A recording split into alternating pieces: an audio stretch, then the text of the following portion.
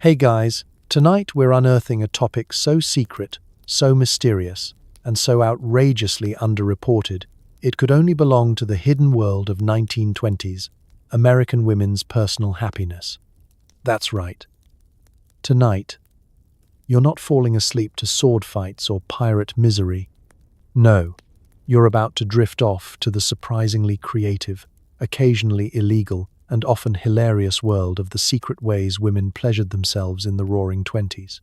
So, before you get too comfortable, take a second to like the video and subscribe, but only if you actually enjoy this kind of wild history lesson for grown-ups. Drop a comment letting me know what decade you wish you'd been born in and if you'd survive it.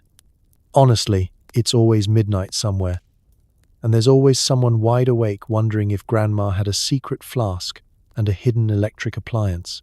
Now, dim the lights, switch on that fan for the soft white noise, and if you're married, maybe keep your headphones in so you don't have to explain why you're snickering at bedroom radio hour. Get comfortable, tuck in, and let's descend together into the feather pillow world of 1920s bedroom innovation. Let's pause and ask the real questions. What did women do before the internet, mass-produced lingerie, and therapy podcasts? Was there actually a secret code for self-care at the local pharmacy? Did people really use egg beaters for not eggs? Were bathtubs and reading lamps part of the pleasure industrial complex? And what happened if your battery ran out halfway through Charleston? Would you recognize a 1920s massage wand if it landed in your grandmother's attic? Well, congratulations. You've just woken up at 1924, wearing silk stockings and a slightly guilty expression. Your hair is bobbed, your morals are loose, according to the neighbors, and your nightstand drawer is full of mysteries. Good luck. You wake up in a world where discussing pleasure is about as polite as setting fire to a church pew. Even the word masturbation is whispered only after 3 sherries and a locked parlor door. But behind every lace curtain, there's a secret. American women are discovering the radical act of alone time. No one's writing it in the etiquette books. But let's just say, Emily Post probably knew more than she let on.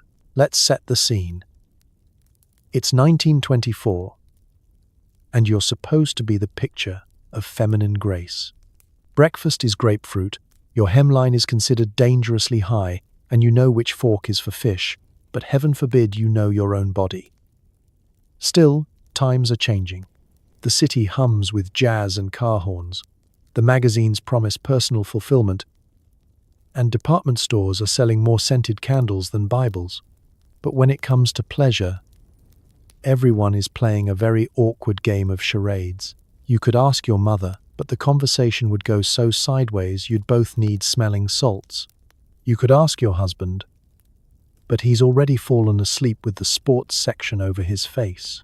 So, you invent a new ritual. Maybe it's at night, under a mountain of blankets, when the rest of the house is convinced you're reading the latest Agatha Christie by flashlight. Maybe it's an innocent midday rest while the radio croons love songs in the background. You know where the squeaky floorboard is. You know how to tuck your diary under the mattress just in case. Everything in this moment is hush-hush, high stakes, and a little thrilling. Because if there's one thing society fears, it's a woman who's not afraid of her own company. Let's talk about the unspoken tools of the trade. You don't have Instagram influencers telling you which candle to buy. No YouTube reviews of the best vintage self-care routine. What you do have are a pair of silk stockings, a soft wool blanket, and a vivid imagination. Sometimes you get bold and reach for that medical massager your cousin gave you for Christmas, still in its original box marked for sore muscles only. The store clerk definitely winked, and you definitely blushed. It's all very clandestine, which somehow makes it more exciting.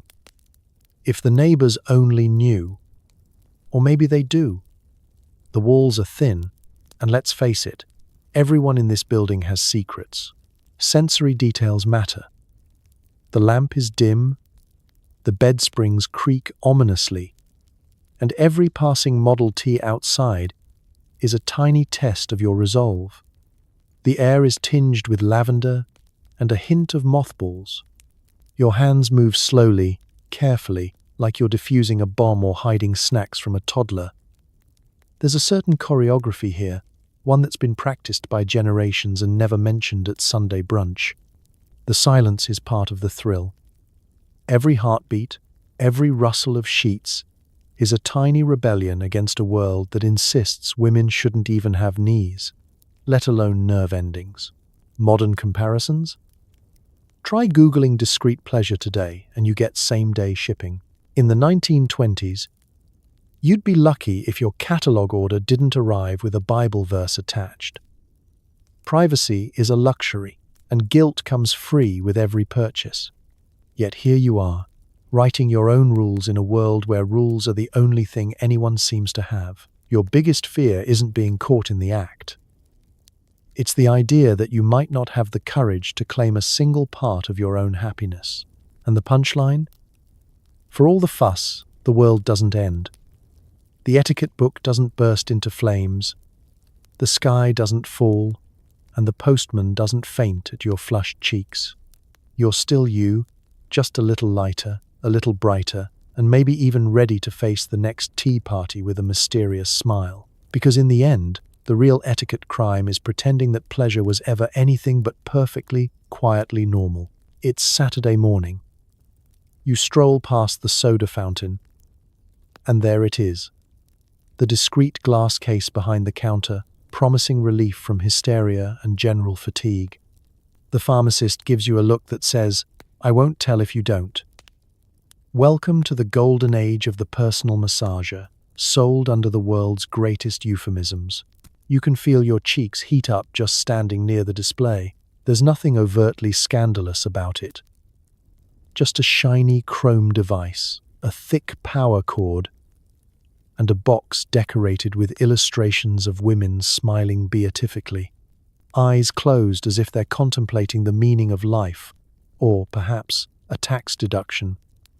The sign reads, "For nervous tension, recommended by physicians." Which physicians, you wonder? Hopefully not the same ones who prescribe leeches for migraines. But at this point, you're willing to take your chances. You shift your purse to your other arm, pretending to be interested in a display of tooth powder. But you're watching.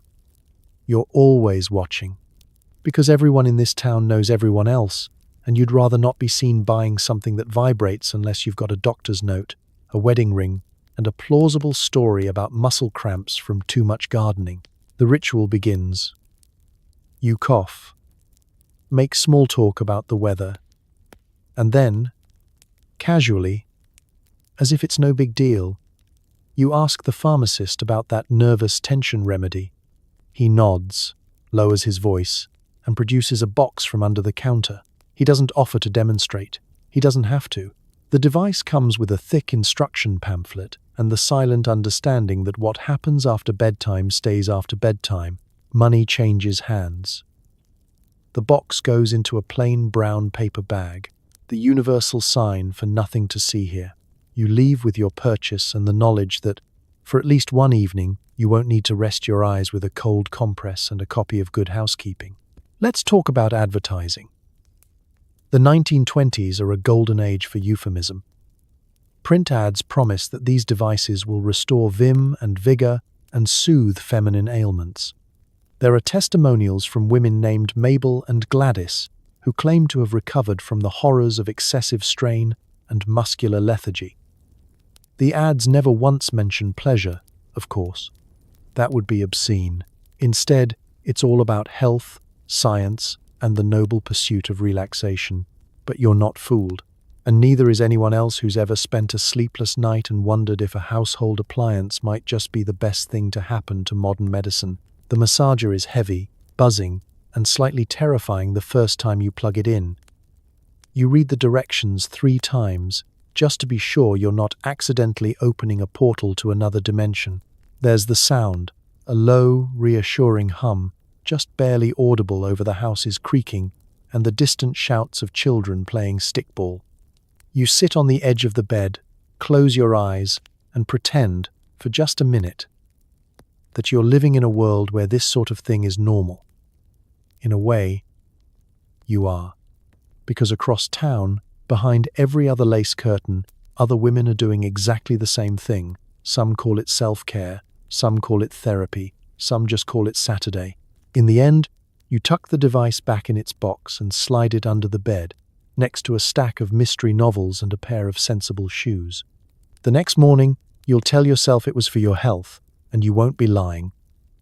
Not exactly. The pharmacist will nod politely next time you come in. Maybe you'll even recommend the nervous tension remedy to a friend over bridge, if you're feeling bold. Because in the 1920s, shopping for secrets isn't just an errand, it's an act of quiet rebellion. And sometimes, the best part of modern life is knowing you can buy a little happiness over the counter, no questions asked. Water is running, steam is rising, and for the first time all day, you're alone. The bathroom door is locked. The family thinks you're washing your hair. In reality, you're inventing a private spa day, because bathtubs, slippery hands, and soap weren't invented for cleanliness alone. This is the 1920s, and in your house, privacy is as rare as store-bought bread that actually tastes good. There are children knocking, radios squawking, and a husband somewhere, possibly attempting to fix the toaster again. But here, in this tiny oasis of tile and porcelain, you finally have 5, maybe even 10 minutes of peace. You let the water rise almost scandalously high, because you deserve it. And if anyone asks why the towel is mysteriously damp, you'll blame it on conditioning your split ends. Let's talk about the tools of your new ritual. There's the old clawfoot tub, chipped but dignified, and a cake of lavender soap bought with your own money. Maybe you even splurged on a little scented oil for muscle pain, according to the label, but really for something better. The loofah sits on the side, ready for action, and a small hand mirror is perched where it can be reached in case you need to check your eyebrows. The modern age has brought you wonders, indoor plumbing, hot water on tap, and best of all, a lock on the door. The sensation of sliding beneath the water is half the reason you're here. It's warm, slippery, a little too hot at first, but you know the feeling won't last. Your limbs go limp. For a moment, you imagine you're a starlet in a Hollywood film, lounging in scented bubbles, someone playing jazz on a gramophone in the next room. Instead, it's just you. The sound of your own heartbeat, and the faint groan of pipes older than half your relatives. Modern comparisons don't do justice to this moment. You're not swiping on your phone or scrolling social media. You're conducting a full-body investigation of stress, tension, and whatever else the day stuck to you. The water becomes a velvet cloak, muffling the chaos on the other side of the door. You know exactly how much time you have before someone knocks, and you're prepared to threaten that the next person to interrupt hair washing will be the one scrubbing the floors for a month. But here's the secret nobody talks about. The bathtub is not just a place to get clean. It's the one space in your home where you are absolutely, blissfully, unashamedly in charge. You might let your hands wander, tracing the outline of your knees, your calves, and for a few daring moments, the parts of yourself that etiquette books skip entirely. If anyone asks, you're exfoliating, you're doing skin treatments, you're fighting the winter dryness. And if you emerge from the bath looking a little too relaxed, well, that's the healing power of steam, or so you claim. Some women stash romance novels under the towels for bathtub reading. Others hum jazz, eyes closed, picturing a speakeasy where the bouncer lets you in without checking your hemline. Every woman has her ritual, her own choreography of bubbles and steam. The bathtub becomes a confessional booth, a therapist's office, and a stage for a one-woman show nobody else will ever see. By the time you pull the plug, the water is cooler and the world is waiting. You towel off, wrap your robe tightly, and step out, rejuvenated, lighter, maybe a little giddy. The chaos resumes. There are socks to fold, potatoes to peel, and some mystery stain on the carpet that nobody will ever admit to. But you've stolen a slice of serenity from the jaws of domesticity, and nobody can take that away. The punchline? You might not have a European spa or a Hollywood beauty budget, but you have a bathtub and an imagination. Sometimes that's all it takes to remember that the most important door in the house is the one you can lock behind you.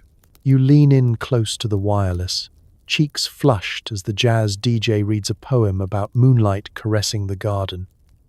Suddenly, it's not just music filling the room. The power of radio, titillation at the turn of a dial, and nobody can see you blushing in the dark. It's the 1920s, and the bedroom radio is the most seductive piece of furniture in your house. Forget lace curtains, forget silk stockings. For many women, this humming, glowing box is the new forbidden fruit. In an age before Netflix, podcasts, and screens in every pocket, the radio is your direct line to a world of voices you'll never meet but know all too well. There's a thrill in twisting the dial, searching for that perfect signal through the hiss and crackle, hoping for something that feels secret and alive. Night is when the real magic happens. After the dishes are stacked and the last light in the kitchen goes out, you slip into bed with the radio humming by your pillow. You listen, barely breathing, as the DJ spins stories of love and longing, his voice as smooth as bourbon on ice. Maybe he's reading the weather. Maybe he's playing Louis Armstrong, but either way, it feels like he's talking to you, just you. It's enough to make your heart skip and your toes curl under the sheets. Even static becomes romantic, a soundscape of distant storms and distant lovers. What nobody mentions in polite company is that the intimacy of radio is almost physical. The DJ's voice slides under your skin, wraps around your thoughts, and lingers like a ghost's kiss.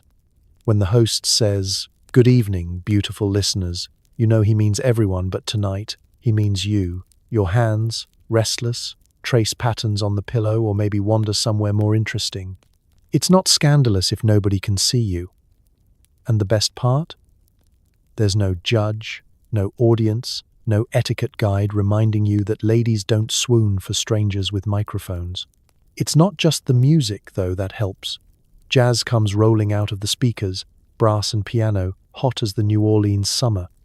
Songs about forbidden loves and midnight escapades fill the air. Lyrics that sound like inside jokes between you and 1,000 other night owls. You can feel the rhythm in your ribcage. A secret heartbeat set to the downbeat of Duke Ellington. Every new tune is a private serenade. Every sultry sax solo is an invitation to loosen your nightgown ties and forget, for just a moment, that you live in a world where even humming the wrong tune is considered questionable morals. The radio becomes a confessional, a safe place to think thoughts you'd never voice at the breakfast table. You can imagine yourself anywhere, a smoky jazz club, a moonlit garden, a Paris apartment with velvet curtains and a view of the Seine. The boundary between fantasy and reality softens. You sigh, stretch, let your mind drift on the airwaves. No one in the house suspects that behind the locked door, you're not just falling asleep. You're learning how to feel alive on your own terms. Modern comparisons don't quite capture it. Streaming playlists might be endless, but they don't have the thrill of tuning in late at night. Unsure of what you'll find, but certain it will be deliciously unpredictable. Today, we call this curated content. Back then, it was the mystery of midnight radio, the power of suggestion, and the simple pleasure of being unknown in the dark. And the punchline? In the morning, you'll turn off the radio, smooth your hair, and face the day as if nothing happened. Nobody will guess that last night, you spent an hour with a stranger's voice and woke up feeling like the star of your own secret show. That's the real power of the bedroom radio. It lets you write your own script, with only the moon and a jazzman for company. You thumb through the Sears catalogue, pretending to look for curtains but pausing at an ad for the invigorating health appliance. For the nervous woman, it promises. You circle it, tear out the order form, and hope the postman isn't nosy. Thus begins the age of mail-order pleasure, where everything is for your nerves. In the roaring 20s, catalogue shopping is the closest thing to browsing the internet, only slower, thicker, and with about 900 pages of plows, girdles, and things labeled assorted tonic. You sit at the kitchen table, acting nonchalant while family members buzz around you. Are you interested in curtains, really? Or are you, like so many other modern women, hunting for a solution to vital fatigue, the greatest euphemism since rest cure? You know the code. Every ad aimed at ladies of delicate constitution is just one layer away from a confession. The catalogue promises not just relief from tension, but general well-being, improved mood, and restful sleep. There's a drawing of a very satisfied woman with her eyes closed, clutching a boxy device and looking suspiciously radiant. Discreet shipping available, it says. You wonder if discreet means the package won't rattle, or if it just means your neighbor won't gossip about you at bridge club. Ordering is its own covert operation. You cut out the tiny form, fill it in with trembling hands. Mrs., not Miss, of course, just in case someone checks. You slide $2 worth of coins into an envelope and pray the postmaster doesn't shake it. You address the package to household supplies and, for good measure, stack a few ads for tablecloths on top of your order form before tucking it all in the mailbox. Now comes the waiting. Every time the postman trudges up the walk, you watch through the curtains like a cat at a goldfish bowl. Is today the day? Will he hand the box to your husband by mistake? Will the label say Vigor Appliance in 3-inch letters? Or will it simply be a plain brown package that you can sneak upstairs under your arm, pretending it's just more lamp oil and socks? When the device finally arrives, you open it behind locked doors. It's always heavier and more mechanical than you'd imagined, with a power cord the size of a garden hose, and instructions written in the most innocent language ever composed. For muscular relaxation, for headaches, for nerves. You read every word twice, looking for any hint that you're not just imagining things. No luck. The people who wrote these booklets could have won Olympic medals in avoiding the point. Modern life has its own version of this dance. Mysterious Amazon boxes, discreet payments, and the quiet hope that the neighbors don't intercept your self-care shipment. But in the 1920s, you had to wait weeks, sometimes months, for your secret weapon to arrive. By then, your nerves might have settled from the anticipation alone. You plug it in, and the whole house hums. There's a brief fear that you'll knock out power to the neighborhood. But soon enough, it's just you, the steady buzz of the motor, and the slow realization that sometimes the best medicine isn't in the label, it's in the moment you claim for yourself. Your only regret is not ordering sooner. And the punchline? Tomorrow, you'll be back at the kitchen table, flipping through the catalogue. Curtains, maybe, or a new egg beater. But you'll know that between the pages of cookware and corsets, there's a secret history of women ordering exactly what they needed and never admitting it out loud. Because in the 1920s, mail order was more than shopping.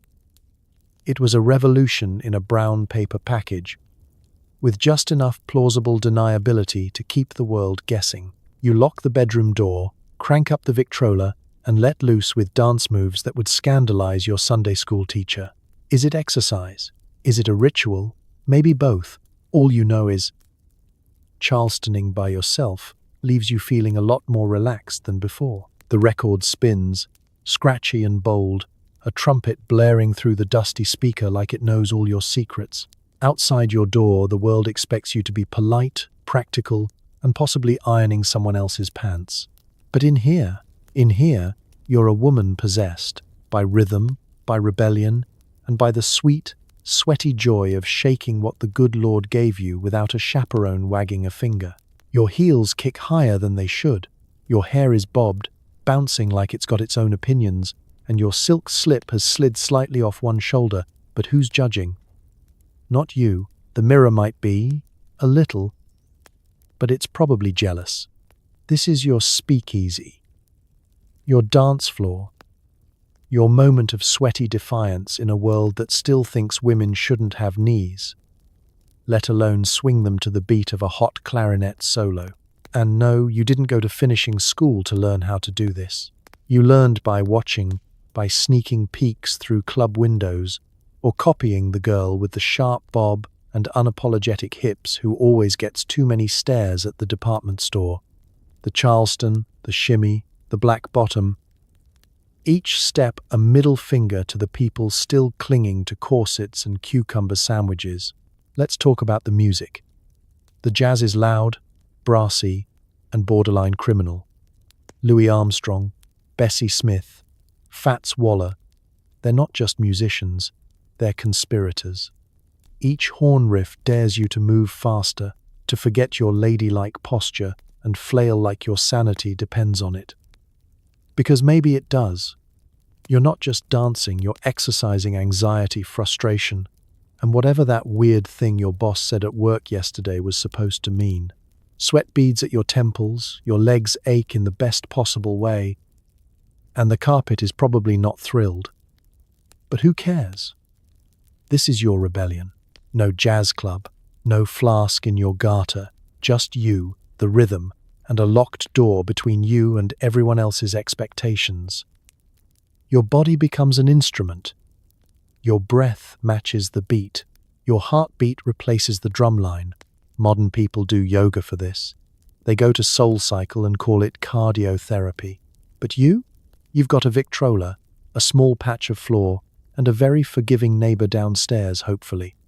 If not, they'll just assume you're rearranging furniture aggressively. Which, technically, you are. There's a point, about 3 songs in, when something shifts. You're no longer thinking, you're just doing. The worries drop off, like sweat on your collarbone. There's nothing left but motion and music and the way your body keeps time like it was born to rebel. It's not about being watched or even being good. It's about feeling free. Something no one talks about in the papers, but every flapper knows. Pleasure isn't always a bedroom activity. Sometimes it's a solo dance break that ends in breathless laughter and a need to lie very still on the floor. You eventually collapse onto the bed, cheeks flushed, hair wild, chest heaving like you've just outrun a very stylish ghost. You're glowing. You're giddy. You're your own secret weapon. Tomorrow, you'll go back to being responsible. Tonight, you got lost in the music and found yourself at the same time. And the punchline?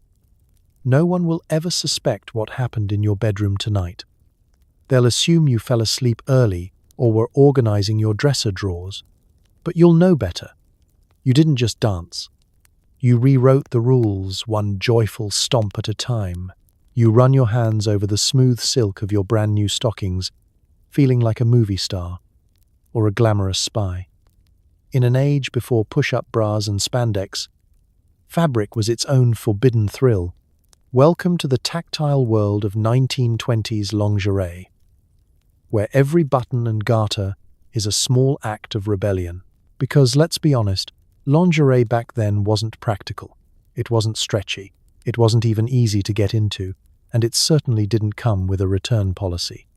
It was delicate, fussy, and often wildly expensive, made from materials with names like crêpe de chine and Italian chantilly that sounded more like pasta dishes than undergarments.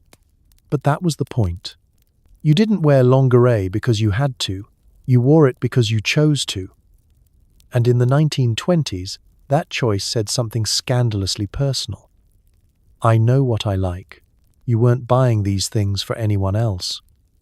Not really. Sure, men thought it was for them. But if you'd actually worn your best silk cami under a real dress for a man, you'd have ended up wringing it out in the sink by midnight. No, the secret truth was that lingerie wasn't performance. It was power. That slither of satin against your thigh. That was yours. That tiny mother-of-pearl button at the hip. Yours. The strategically placed lace that served absolutely no structural purpose? Also yours. Let's talk about the drawer. You know the one. Half cedar-lined, half chaos, containing stockings rolled like scrolls of forbidden scripture. Silk slips folded with reverence, and maybe a sachet that hasn't smelled like lavender since the Coolidge administration. It's your secret museum. A collection of confidence in fabric form. And when you open it, it's not just about getting dressed. It's about choosing your armor. Sensory-wise, this is peak indulgence. You pull on a stocking, slowly, reverently, and feel the whisper of silk against your leg. No elastics, no synthetic stretch, just a long seam running up the back like a wink to whoever might catch a glimpse. The garter clasps with a satisfying snap. You straighten, taller already. Nobody even knows you're wearing it, and somehow that makes it more powerful. It's like carrying a flask of champagne in your purse, just in case. It's not about if you'll need it, it's about knowing you could. And the colors? Oh, the colors. Forget beige. Lingerie in the 20s came in peach, lilac, ivory, and the occasional scandalous black meant not for mourning, but for seduction, or at least a very confident breakfast. Lace edged everything, even handkerchiefs, which were theoretically for tears but mostly for waving flirtatiously at men you had no intention of marrying. Now you might be thinking, didn't all this take forever to put on? Yes. That was the point. The act of dressing, of layering chemise over slip over corset over stocking, was its own kind of ritual. A love letter to yourself written in fabric and satin bows. These garments didn't whisper. They purred. Modern comparisons are unfair. Today's lingerie often comes vacuum-sealed and sweat-wicking, advertised by women lunging in slow motion. But back then, there was no athleisure in sight. Lingerie wasn't built for motion, it was built for mood.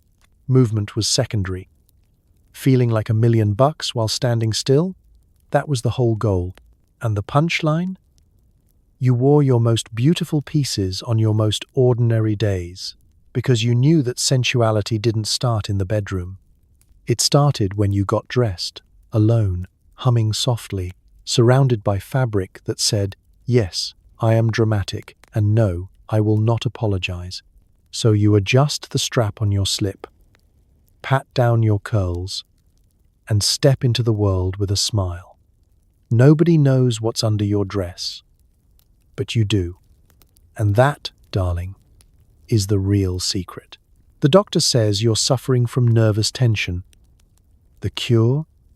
Something involving gentle hands, a locked office door, and a generous application of mineral oil. It's not romance, it's science. At least, that's what the doctor's note says. Welcome to the bizarre intersection of medicine and pleasure. This is the 1920s, and apparently your uterus is misbehaving again. She's moody, dramatic, and somehow responsible for your irritability, fatigue, anxiety, inability to sleep, occasional weeping, and the sudden urge to yell at your neighbor's terrier. The diagnosis? Hysteria, a catch-all condition for any woman experiencing literally anything, feeling overwhelmed by household chores and societal expectations. Hysteria, wanting to read in peace for 20 uninterrupted minutes. Hysteria, not smiling enough during dinner? Definitely hysteria, but fear not, because science, in all its starched collar glory, has found a solution. Therapeutic massage. That's right. You march into the doctor's office, report your symptoms, and are led behind a curtain where the lights are low, the furniture is disturbingly plush, and there's a bottle of warmed mineral oil sitting next to what looks suspiciously like a meat grinder with wires. It's all very clinical. The physician, usually a man who's had precisely 0 hours of training in anything resembling female anatomy, rolls up his sleeves, clears his throat, and proceeds to massage your pelvic region until you achieve what medical textbooks call paroxysmal release. You call it a Tuesday. He calls it progress. Your husband thinks you're getting your back adjusted. Let's take a moment to appreciate the absurdity. You're not supposed to enjoy this. That would be unseemly. You're supposed to lie there with a furrowed brow and sigh in grateful relief as your stress is removed through very intimate, very rhythmic procedures. It's not sexual, the doctor insists. It's just a treatment, which is why you leave the office feeling lighter, looser, and slightly confused as to why your next appointment isn't for another 3 weeks. Eventually, demand grows. Physicians can't keep up with the sheer number of women in need of treatment, especially as word spreads that this particular therapy is, shall we say, deeply effective. Hands get tired. Morals get wobbly. So, naturally, the medical community invents the first electromechanical vibrator. Yes, that's right. It plugs in, hums like a sewing machine, and saves your physician the wrist cramps. They're massive, loud, and weigh about as much as a dachshund, but they get the job done. Women start requesting them by name, the pulsating nerve regulator, or that humming thing in the drawer. Some doctors even advertise them in newspapers using coded language like for feminine vitality or a modern marvel for married ladies. Modern comparisons are tricky. These days we can walk into a boutique with neon signs and pay with Apple Pay. In the 1920s, you needed a doctor's blessing to experience physical pleasure, preferably written in Latin, signed in triplicate, and administered in a room that smelled like antiseptic and denial. Of course, eventually people start to catch on. The moral panic arrives, late as usual, wearing a monocle and yelling about indecency. Doctors slowly phase out pelvic massage from their offerings, leaving women to find other ways to relax, usually involving Sears catalogs and locked bathrooms. And the punchline? The word hysteria, once used to pathologize everything from orgasms to reading too many novels, gets quietly retired from the medical lexicon. The uterus, it turns out, isn't the root of all evil, just occasionally cranky. So you leave the doctor's office refreshed, amused, and a little annoyed that it took a lab coat and a clipboard to justify what you already knew. Pleasure isn't a symptom, it's a right. And if it takes a fake diagnosis to get some uninterrupted joy, we'll call it nervous tension. Call it hysteria. Call it whatever gets you through the day with a smile and a spring in your step. You slip a slim, scandalous paperback between the covers of your prayer book. It's not Lady Chatterley, but it's close. The secret thrill of reading something spicy, your pulse racing, your cheeks pink, and your mother-in-law suspicious. It's the 1920s, and literature is your gateway drug. Libraries carry the safe stuff: agricultural manuals, local history, books with titles like The Chemistry of Bread. But tucked behind the counter at the small independent bookstore, wedged between a dusty stack of shipping invoices and a clerk who pretends not to notice, you'll find the good stuff. Stories with titles like The Scarlet Lounge or A Duchess Undone, printed in cheap ink on even cheaper paper. The kind of novels that make your tea go cold and your heart beat a little too fast. You know their trouble from the first sentence. Her bosom heaved as the carriage door slammed shut behind him. And just like that, you're in. You're not in a modest Chicago apartment with 3 nosy neighbors and a radio on the fritz. You're in Paris, or a moonlit garden, or an upstairs parlor with scandal painted across the wallpaper. Most of these books are technically illegal in at least 6 states, which of course makes them even better. The Comstock laws are still doing their Puritan thing, trying to keep obscene materials from corrupting the masses, which in practice means trying to stop women from reading anything with a plot and a pulse. But as always, people find a way. In some towns, the books are smuggled in under the label European novellas. In others, they arrive quietly wrapped in brown paper, handed to you with a wink and an unspoken agreement. You didn't get it here. And the serialization? That's the real genius. Every week, a new chapter arrives by post or through a friend of a friend. The stories unfold slowly, agonizingly, until you're hanging on every comma. Will she kiss him? Will the Duke confess his secret past? Will the governess ever explain why she faints every time the stable boy walks by? You don't know. You have to wait. It's romantic edging, but literary. Let's talk about how you read these little masterpieces. Always alone, often under a blanket. Occasionally in the pantry while pretending to take inventory of your preserves. You turn the pages like they might explode. And if the door creaks, you jam the book into a teapot and suddenly become very interested in sweeping the floor with a broom that hasn't touched dirt in 3 years. But the danger isn't just getting caught, it's getting seen.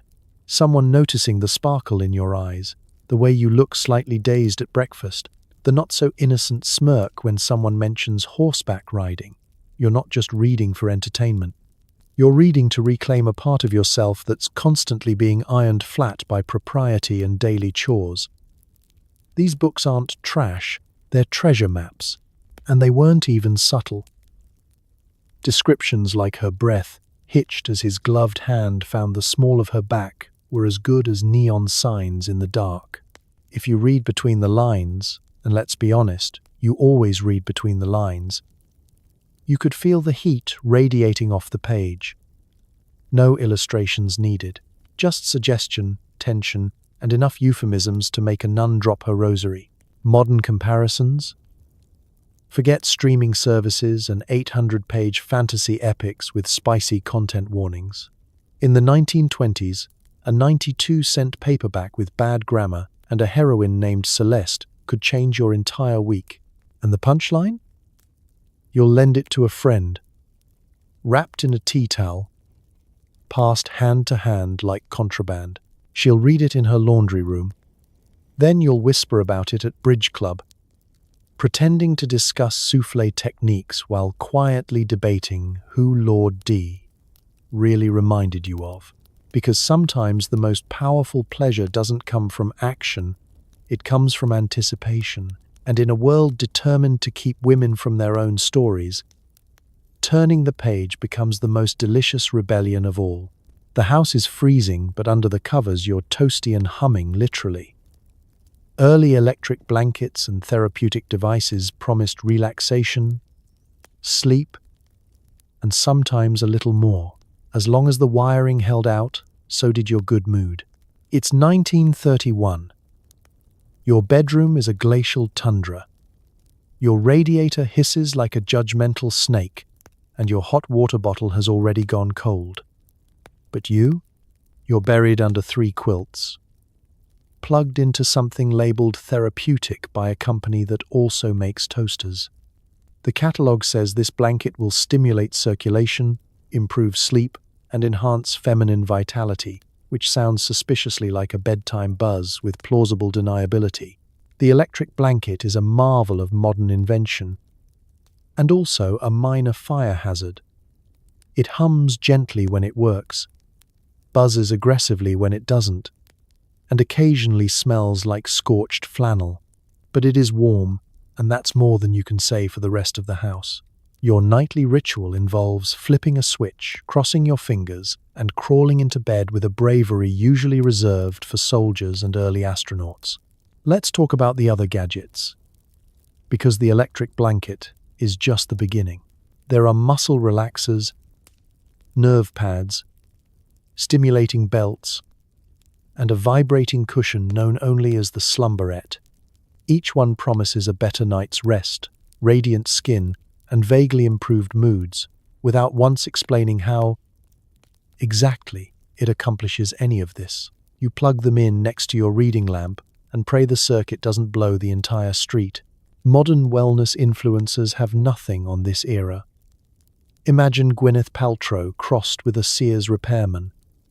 These devices weren't sleek or discreet. They were industrial-looking, covered in chrome, and came with pamphlets featuring diagrams so vague they could have been for assembling a small aircraft or giving a horse a deep tissue massage. There was always a lady on the box with perfect curls and a faraway look in her eyes, as if she'd already ascended into electric bliss. You didn't talk about what these devices really did. You just said they were for relaxation.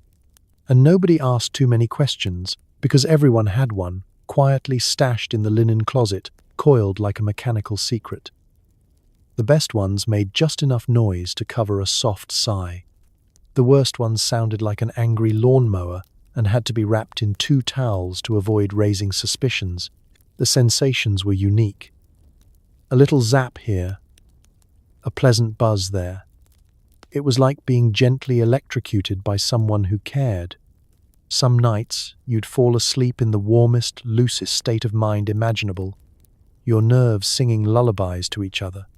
Other nights, you'd wake up tangled in wires, the blanket humming like a jazz trio at half speed, and wonder whether that tingling in your toes was progress or early onset combustion. You'd talk about it with your friends, but only indirectly. Over tea, someone might murmur, "I finally tried that new blanket, slept so well." And someone else would nod, sagely, reply, "I've been using the cushion, very invigorating," and no one would elaborate. This was the secret society of sleep tech sensuality. Housewives trading voltage levels like recipes.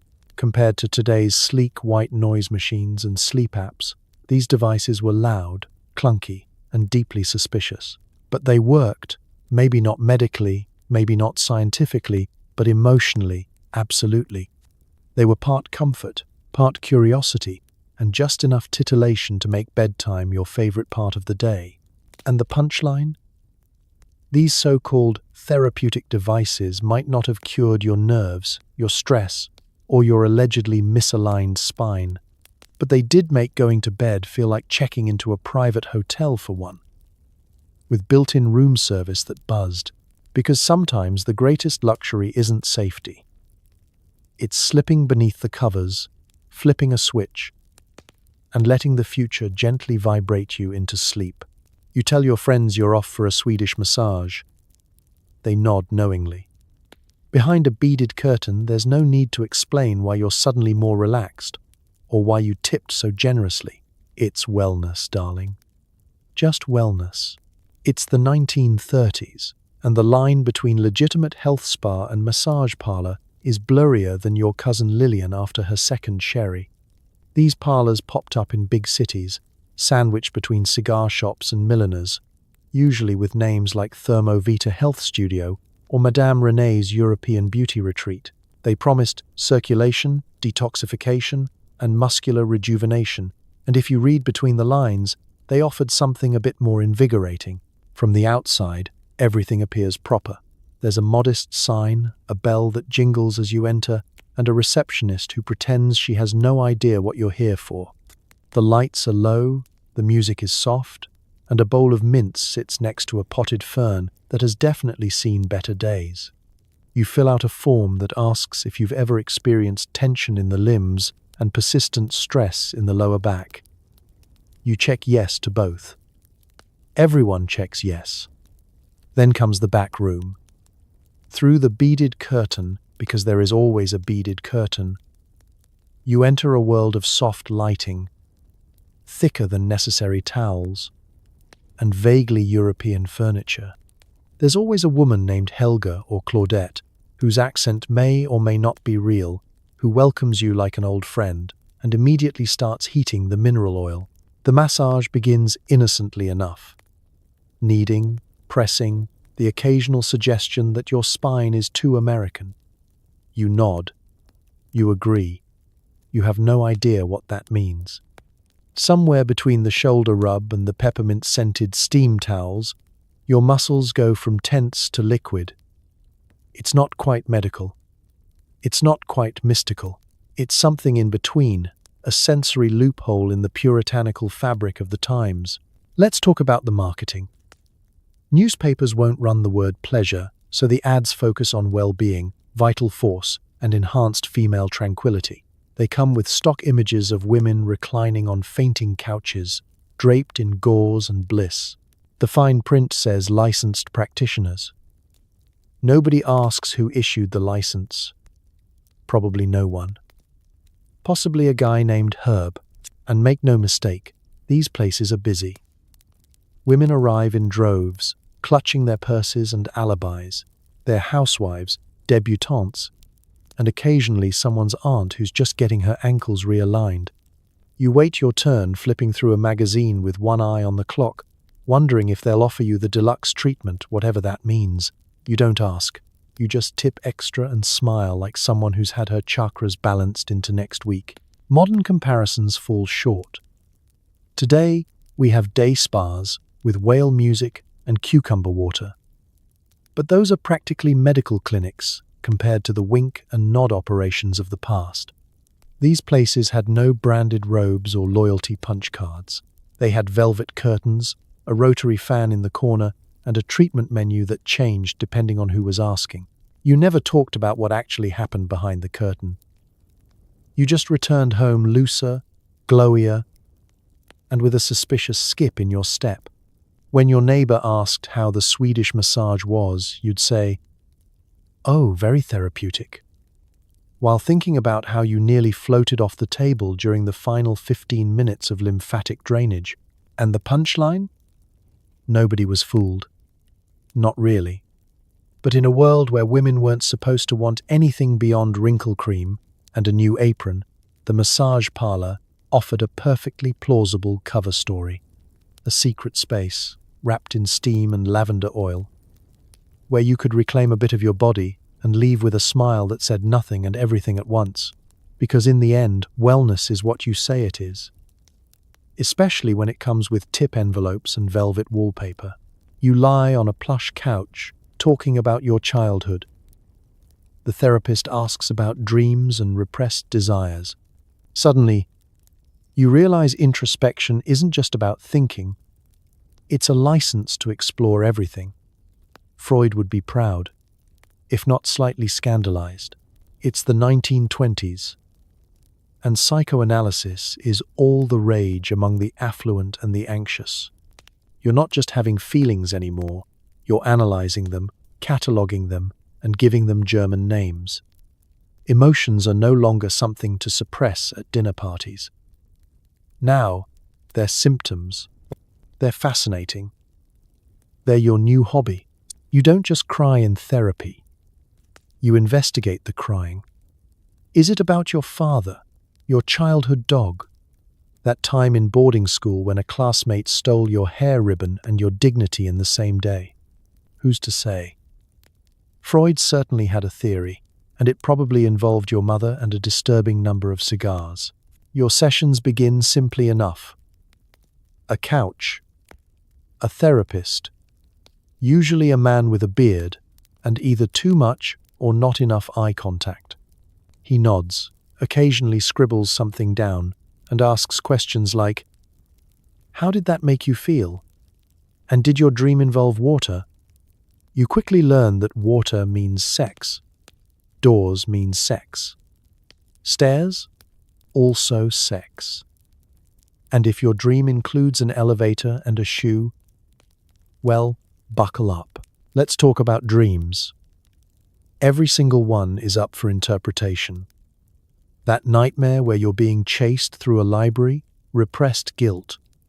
The one where your aunt turns into a potted plant, obvious symbolism. That weirdly detailed dream about silk gloves and a French waiter. Don't worry, it's normal. Everything is normal, as long as you admit it might not be. Modern therapy is all about mindfulness and guided breathing. But back then, it was a lot more intense and slightly unhinged. Freud believed that every suppressed desire would eventually surface, preferably in a metaphor involving umbrellas. His protégés scribbled notes feverishly, debated penis envy over pastries, and occasionally published papers titled things like "On the Erotic Implications of Elbow Pain." For women especially, therapy was both a breakthrough and a loophole. Finally, you could say things out loud, really out loud. You could talk about the emptiness of marriage, the restlessness that crept in during tea service, the strange flutter in your stomach every time you passed that one salesgirl at the perfume counter. It was intellectual, it was emotional, It was, at long last, allowed. Of course, not everything was freeing. Sometimes your deepest fear would be chalked up to womb displacement. Other times, a genuine emotional crisis would be labeled a nervous temperament, followed by a prescription for rest and mineral water. But still, there was something revolutionary about having a room, a couch, and a captive audience for your inner monologue. Especially when your inner monologue was starting to get curious. And the best part? You left each session with homework, introspection, journaling, dream recall. You'd rush home to write down every fragmented image, every whispered longing, every cryptic moment in your day that might contain symbolic meaning. Was the way your husband folded his newspaper aggressive? Did your tea kettle represent repression? Who knows? Probably. The therapy couch became the confessional of the new age. A place where you weren't just a housewife or a daughter or a socialite. You were a soul, unraveling. One carefully worded session at a time. And the punchline? Half the time, you didn't even know what you were saying until it slipped out. A joke, a memory, a confession. The infamous Freudian slip, accidentally saying the very thing you meant to hide. You'd blush. Your therapist would raise an eyebrow. And somewhere in Vienna, Freud would light a cigar and whisper, "Told you so." Because in the 1920s, therapy wasn't just self-help. It was self-discovery, with velvet drapes, strong coffee, and absolutely no boundaries. The egg beater, the rolling pin, the whisk, innocent tools, or undercover agents of pleasure, you decide. At the very least, you're grateful for a little privacy and the excuse to lock the kitchen door. It's the 1930s. Technically, you're in the kitchen to make lemon sponge cake. But the batter can wait, because the real reason you're in here is sitting on the counter, gleaming in all its chrome glory. Your brand new, hand-cranked egg beater, allegedly for baking, secretly for other uses. Let's be clear, these gadgets were not designed for anything beyond mixing ingredients. But necessity is the mother of invention, and desperation is the cousin who shows up with a screwdriver and says, "Hear me out. You discovered something last Tuesday, entirely by accident." While whipping cream, with a little too much enthusiasm, there was a hum, a vibration, and then a thought. Now you find yourself returning to the kitchen not for calories, but for curiosity. The rolling pin? Too blunt. The butter churn? Intriguing, but far too public. The hand mixer, though? Small.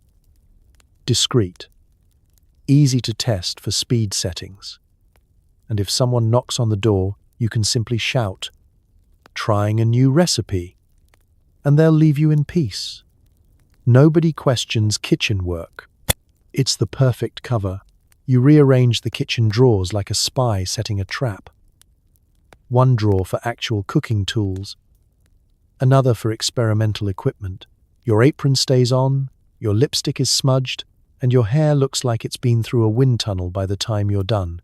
But you emerge from the kitchen positively glowing, holding a very unconvincing bowl of dry biscuit dough, and pretending that was the goal all along. Let's talk about the language. Women didn't have words for this, not ones they could say out loud. Anyway, you weren't pleasuring yourself. You were taking a moment. You were regulating your mood. You were getting the tension out before it curdled. If a friend confessed she was spending a little extra time in the pantry, you'd just nod knowingly and offer her your spare egg beater. Solidarity through utensils. The advertisements never said it outright. But some of the copywriting was suspiciously suggestive. So easy, even delicate hands can handle it. Smooth rotation at your fingertips. Guaranteed satisfaction. Sure, January. And the whisk is just for frosting. And don't even get us started on the hand crank ice cream churn. Cold, yes. Awkward, sure. But rhythmic? Absolutely. If someone could rig it to a foot pedal, You'd never need a spa day again. Add in a tea towel for modesty and a radio playing soft jazz. And suddenly, your kitchen becomes the most misunderstood room in the house. Of course, not everything went smoothly. Early experiments sometimes led to mild injuries, minor embarrassment, and the occasional dented countertop. You learned that certain speeds were too ambitious, and that not every appliance could be trusted alone with a cord and your imagination. A few tools were retired with dignity. Others, well, let's just say you never looked at the melon baller the same way again. Modern folks may have Bluetooth-enabled silicone wonders, but they don't know the thrill of sneaking 5 minutes of joy between boiling potatoes and defrosting a pork roast. There was power in repurposing the everyday. A quiet, revolutionary defiance in turning a space of obligation into one of personal liberation. And the punchline? You still made the lemon sponge cake. It was fine. A little overmixed. But you, on the other hand, felt fantastic. Because in the end, your kitchen wasn't just a place to feed everyone else. It was a secret laboratory, a sanctuary, a small linoleum-tiled temple to the idea that even under the patriarchy's nose, pleasure could be found in the most unexpected of appliances, preferably with a strong grip and a second speed setting. You're supposed to be napping. Instead, you're building a fortress of pillows, shutting out the world and snuggling into your own private retreat. Who knew that childhood tricks could lead to grown-up comfort? It starts innocently enough. A grey day, a long sigh, a bed that's calling your name with more urgency than your actual family. You tell yourself you're just going to lie down for 5 minutes. Maybe close your eyes, maybe not. But then, the idea, the whisper of mischief, you grab the spare pillow, then another, then a blanket. Suddenly, you're an architect, a dreamer, a woman on a mission. You're not just rearranging the bedding. You're reclaiming space. You're saying, no thank you to external expectations and yes please to interior softness. It's not laziness, it's self-preservation, and it all starts with fluff. The construction is instinctive. 2 pillows on the sides, 1 overhead. A throw blanket tented at a strategic angle. A bolster for structure, and maybe a rolled towel for insulation. If you're feeling ambitious, you incorporate the headboard. If you're feeling rebellious, you block the door entirely. Add a flashlight for ambience and a secret snack for morale, and congratulations. You are now the proud resident of a grown-up pillow fort, 100% zoned for daydreams and absolutely outside the jurisdiction of laundry, husbands, and real life. Inside, it's quiet, soft, dim. Time slows down, muffled by layers of cotton and feathers. The stress seeps out of your bones like steam from a teacup. You breathe deeper. You let your brain wander. Maybe you pretend you're hiding from a dull social obligation. Maybe you pretend you're in a cabin in the woods. Maybe, just maybe, you pretend you're a famous heiress on the run from responsibility, disguised in flannel. Modern people call this creating a calm, sensory environment. Back then, it was called avoiding your family for 20 minutes. Either way, it works. There's a magic in making yourself small, curling inward, tucking your toes under the blanket like they're too scandalous to be seen by daylight. You sigh, you smile. You momentarily forget that your hair looks like a haystack and that you were supposed to call your sister 3 days ago. Let's be honest. Pillow forts were never just for kids. Children might have invented them, but grown women perfected them, because now you understand the need to disappear, to withdraw, not in weakness, but in wisdom, to create a world that is soft and still and entirely your own, even if that world is made from the same bedding you swear you're going to wash tomorrow. Some days your fort is a structured masterpiece. Other days, it's just a blanket over your head and a determination not to engage with anyone until there's coffee involved. Either way, the principle is the same. Escape, but make it cozy. And the punchline? From the outside, you look like you've collapsed in a heap, but on the inside, you're thriving. You are a majestic, emotional hedgehog burrowed deep in your cotton fortress, immune to criticism and vaguely aware that someone's knocking on the door. You don't answer. You're busy, because sometimes pleasure isn't electric, or steamy, or even particularly scandalous. Sometimes it's a pile of pillows, a heavy quilt, and a moment alone with your own heartbeat. So you stay hidden just a little longer. You drift. You exhale. And maybe, just maybe, you finally nap. Not because you have to, but because this time you want to. And that, as every good architect of comfort knows, is the difference between hiding and healing. You dab perfume on your wrists and behind your knees, savoring the way it makes you feel, expensive, exotic, and completely in charge. In a world of factory soap, fragrance is your secret superpower. It's the 1920s, and you live in a world where most things smell vaguely of boiled cabbage, mothballs, and polite restraint. But not you. You walk through the room like a scented telegram from a better dimension. A single whiff of your wrist, and suddenly you're not just a woman, you're a mood, a mystery, a minor international scandal wrapped in lace and sass. This isn't drugstore cologne. This is perfume, darling. Imported, decadent, probably flammable, stored in glass bottles shaped like Roman goddesses and decanters you'd expect to find on Cleopatra's nightstand. You bought it from a counter girl who called you madam and whispered that it had notes of jasmine, sandalwood, and escape. You believed her. And it's not just perfume. It's the powder, too. That soft cloud of rose-scented luxury you puff across your collarbone like a debutante casting a spell. It settles in the air, in the folds of your dress, and in the minds of everyone who passes too close. You don't just smell good, you haunt people. The faintest trace of your fragrance lingers on chairs, gloves, and the occasional emotionally overwhelmed suitor. Let's talk about the ritual. This is not a spray and run situation. This is a process.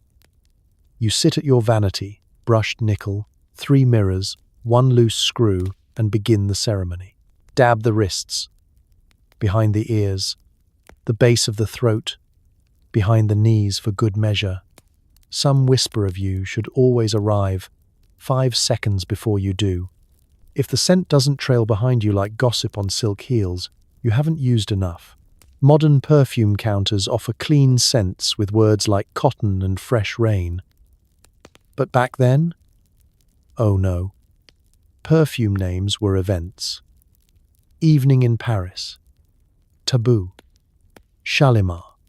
Scents that promised danger, glamour, or at the very least, a torrid letter-writing affair with a jazz pianist. And let's not pretend it was for anyone else.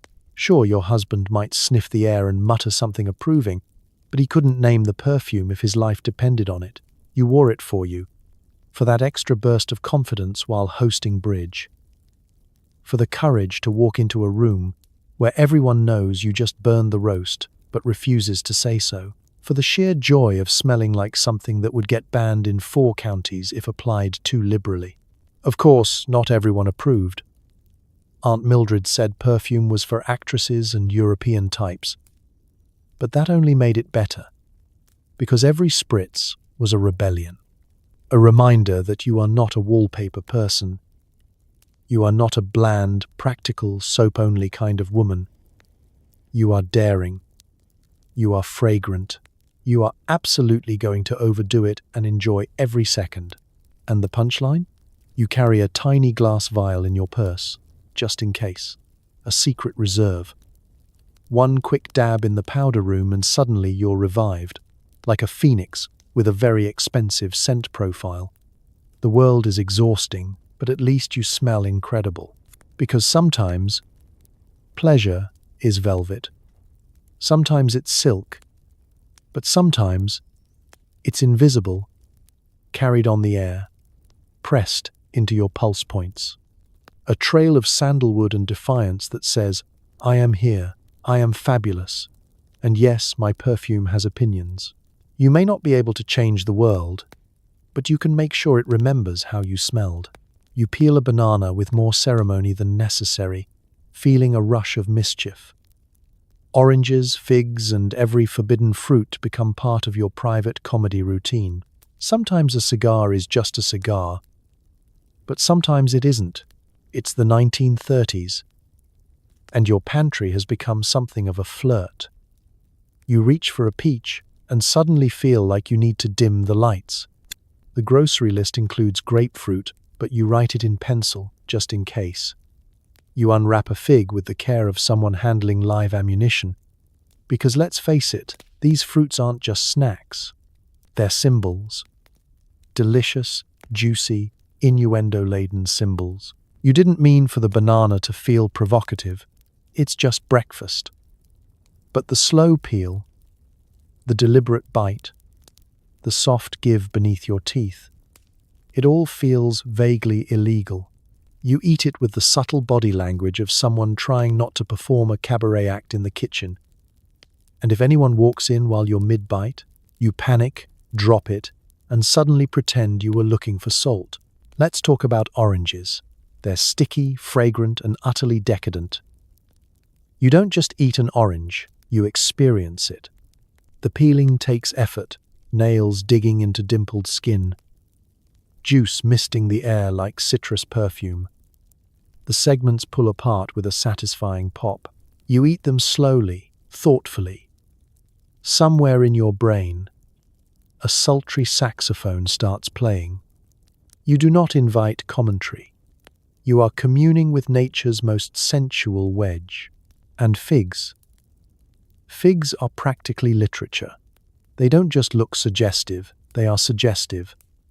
Plump, lush, a little obscene, figs are the stuff of poetry and scandal. You split one open, and it's like opening a forbidden chapter of a novel you weren't supposed to read. The Victorians wouldn't even talk about them. You eat too. On a chaise lounge. In silence. It's not just the fruit, it's the context. This is an era when women still get side-eyed for ordering a cocktail alone. When showing an ankle can launch 1,000 gossip sessions. So when you bite into a banana without flinching, you're doing something radical.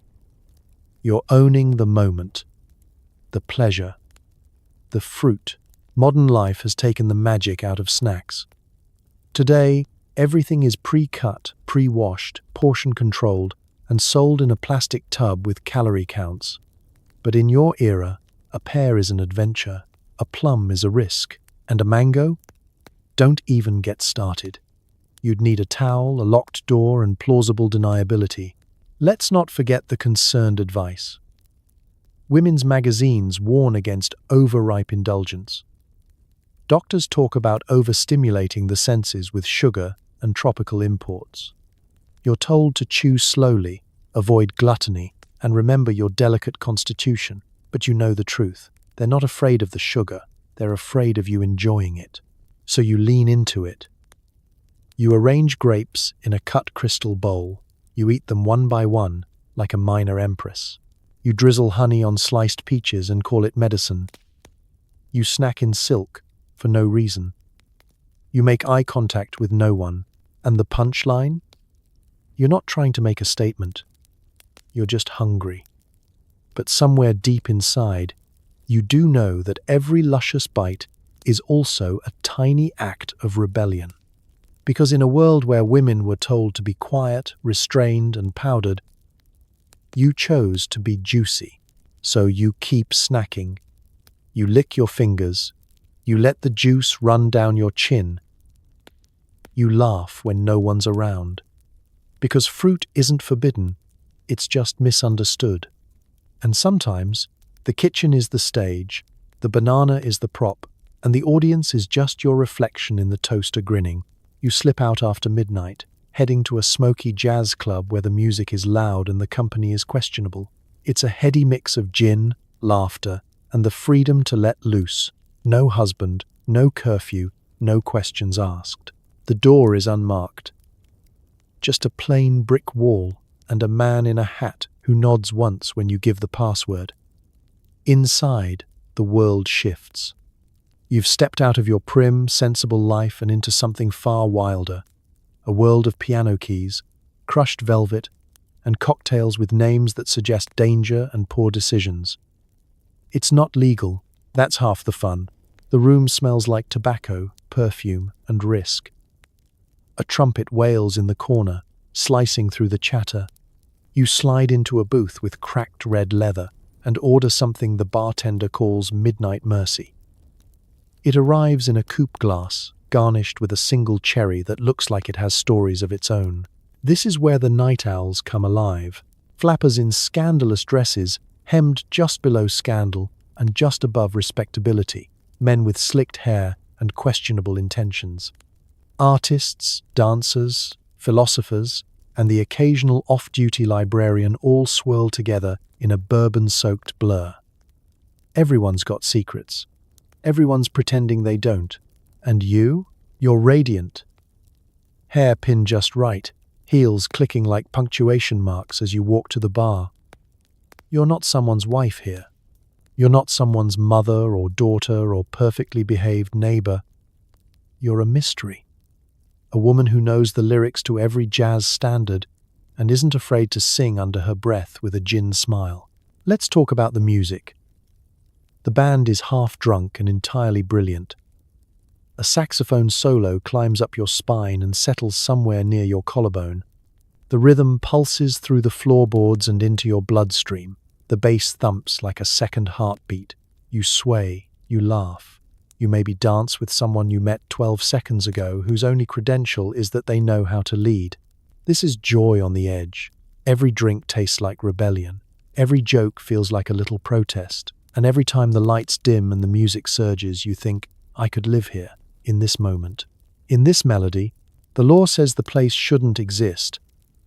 But the law, as usual, is missing the point. You're not here for crime. You're here for freedom. For the kind of night that lets you forget your to-do list, your stocking runs, your carefully arranged appearance at the church fundraiser. In this club, under these lights, you are only yourself. Untamed, unbothered, unfiltered. And the staff? Complicit. The bartender winks when you order your second drink. The singer on stage gives you a nod between verses. The cigarette girl calls you doll and slips you a lighter that smells like gardenias. You're not just a guest here, you're part of the fabric, stitched into the night with thread made of rhythm and rum. You stay until the piano slows, the glass is empty, and the crowd thins into shadows. When you finally step outside, the city is hushed, the street lamps flicker, your hair's a mess, your lipstick's gone, and your heart is still humming. And the punchline? Tomorrow you'll put on your regular clothes. You'll smile politely at the neighbor. You'll make eggs. But tonight, just for a few hours, you were electric. A ghost in heels, a story with legs. Because sometimes, the real act of pleasure isn't behind a locked door or under a quilt. Sometimes it's in the dark corners of a speakeasy, where the gin is cold, the jazz is hot, and you finally remember who you were before the world told you to quiet down. You scribble in your diary by candlelight, blushing at your own words. Every secret, every fantasy, safely locked away, unless your little sister finds the key. In the 1920s, privacy means writing in code, and you do write in code. It starts simply, initials instead of names, a curlicue instead of the word kiss, and just enough vague metaphor to keep prying eyes confused. The moonlight dripped like honey, you write, meaning, he looked at me and I nearly forgot to breathe. I tasted the storm, which is your way of saying, he touched my hand for exactly 3 seconds and I'm never going to emotionally recover. The diary itself is a sacred object. Bound in cheap leather or wrapped in floral fabric, depending on how dangerously sentimental you're feeling. The pages are already worn soft from your nightly rituals. You hide it in a shoebox, under a floorboard, behind a row of very boring books about local bird species, anywhere your mother won't think to look. And of course, it has a lock. A flimsy brass one that would take a 5-year-old 3 seconds to pick. But it's not about actual security. It's about plausible deniability. You write about everything. The boy from the grocer's. The dream you had where you wore silk stockings and no one told you to cover your ankles. That strange feeling you get when you're alone with your thoughts too long and start blushing for no discernible reason. The feelings are too big, too strange, too beautiful for polite conversation. So they go on paper. Paper understands. And sometimes, the writing gets bold. You test the limits. You describe a dream in full detail. You write a sentence and immediately scratch it out, only to rewrite it again in smaller letters. Your pen trembles. Your heart pounds. You read it over and wonder, is this what sin feels like? Or just self-awareness with good lighting? Let's talk about the dangers. Diaries have been used as evidence, as cautionary tales, as fire starters in domestic disputes. You've heard the horror stories, diaries found, read aloud at dinner, or worse, recited back to you with exaggerated inflection. That's why you invent characters, why Mr. D is never fully named, why your most exciting moments are disguised as entirely fictional plots involving castles, horses, and vaguely French nobility. Your writing becomes a dance. Not just what you say, but how you say it. Curled script, slanted lines, flourishes that indicate emotional distress or something else. The ink smudges? From candle wax, obviously. Not tears. Certainly not tears. Modern folks have journals with prompts and stickers and inspirational quotes. But your diary? It's survival. It's rebellion in 100 pages, 75 of which contain content that would scandalize your aunt and possibly get you uninvited from the church picnic. And the punchline? Despite all the secrecy, you kind of hope someone finds it. Not now, of course. Maybe in 50 years. Long after you're gone and someone's dusting off your belongings and finds a little notebook filled with mystery, poetry, and several pages of steamy innuendo disguised as gardening metaphors. Maybe they'll read it and think, she was more than she let on. Because in the end, your diary isn't just a record of your life. It's proof that your inner world was wild, untamed, and utterly yours. A space where you could want things safely, secretly, fiercely, without having to apologize for them. So you tuck the diary back in its hiding place, blow out the candle, and fall asleep, knowing that even if the world never knows the full story, you do. And sometimes, that's the most powerful kind of pleasure there is. You catch your reflection in the mirror and hold the gaze a little longer than usual. Is it vanity? Or is it practice for being seen? In a world obsessed with appearances, sometimes the greatest thrill is admiring yourself when nobody's watching. It's the 1920s, and your vanity mirror is more than a grooming tool. It's a confidant, a stage partner, a portal. Most of the time, it watches you curl your hair, apply powder, and adjust your brassiere with military precision. But now and then, when the door is locked, the light is soft, and the house is quiet, you linger. You're not checking for flaws. You're not judging the angle of your eyebrows or the size of your pores. You're looking at you. Not the you people see in church, or at the market, or sitting politely at dinner with ankles crossed, but the private you, the you that exists between obligations. The one who raises an eyebrow like she knows something delicious. Let's talk about the ritual. You take your time. You tilt your chin this way, then that. You run your fingers along your collarbone, watching the light shift. You turn. Slowly, admiring the curve of your shoulder, the softness of your stomach, the slight smirk forming at the corner of your lips. You're not posing. You're noticing. This isn't about being beautiful in the world's eyes. It's about being visible to yourself, which, in an era where modesty was prescribed like cough syrup, feels radical. In the mirror, you get to be the viewer and the viewed, the artist and the art, the full gallery show, no ticket required. Sometimes it gets intense. You experiment with expressions, sultry, mysterious, powerful. You try on vulnerability like a shade of lipstick. You whisper things to your reflection just to see how they sound in your own mouth. You flirt with yourself. You wink. You rehearse being adored. Vanity? Maybe. But also recovery. Recovery from a world that taught you to shrink, to apologize, to dismiss compliments with nervous laughter. Here, in this quiet moment, you do the opposite. You stare, you marvel. You give yourself the kind of gaze usually reserved for movie stars and marble statues. Modern folks have selfies and filters and front-facing cameras. But back then, you had one mirror. Maybe two if you were fancy. And those mirrors didn't lie. They didn't smooth or blur. They showed you as you were, under a 40-watt bulb, with a run in your stocking and a secret in your smile. And still, somehow, you looked magnificent. Of course, you kept it to yourself. You didn't brag. You didn't run into the parlor and shout, "I am a vision today." You just carried it, quietly, powerfully, like a warm coal in your chest. Because once you've seen yourself clearly, really seen, you walk differently. You hold your head higher. You start to believe your own stories. And the punchline? Sometimes the mirror is kind. Sometimes it's not. But it always reflects back the most important truth. You are still here, not just surviving, seeing yourself fully, without commentary, without interruption. So you step back.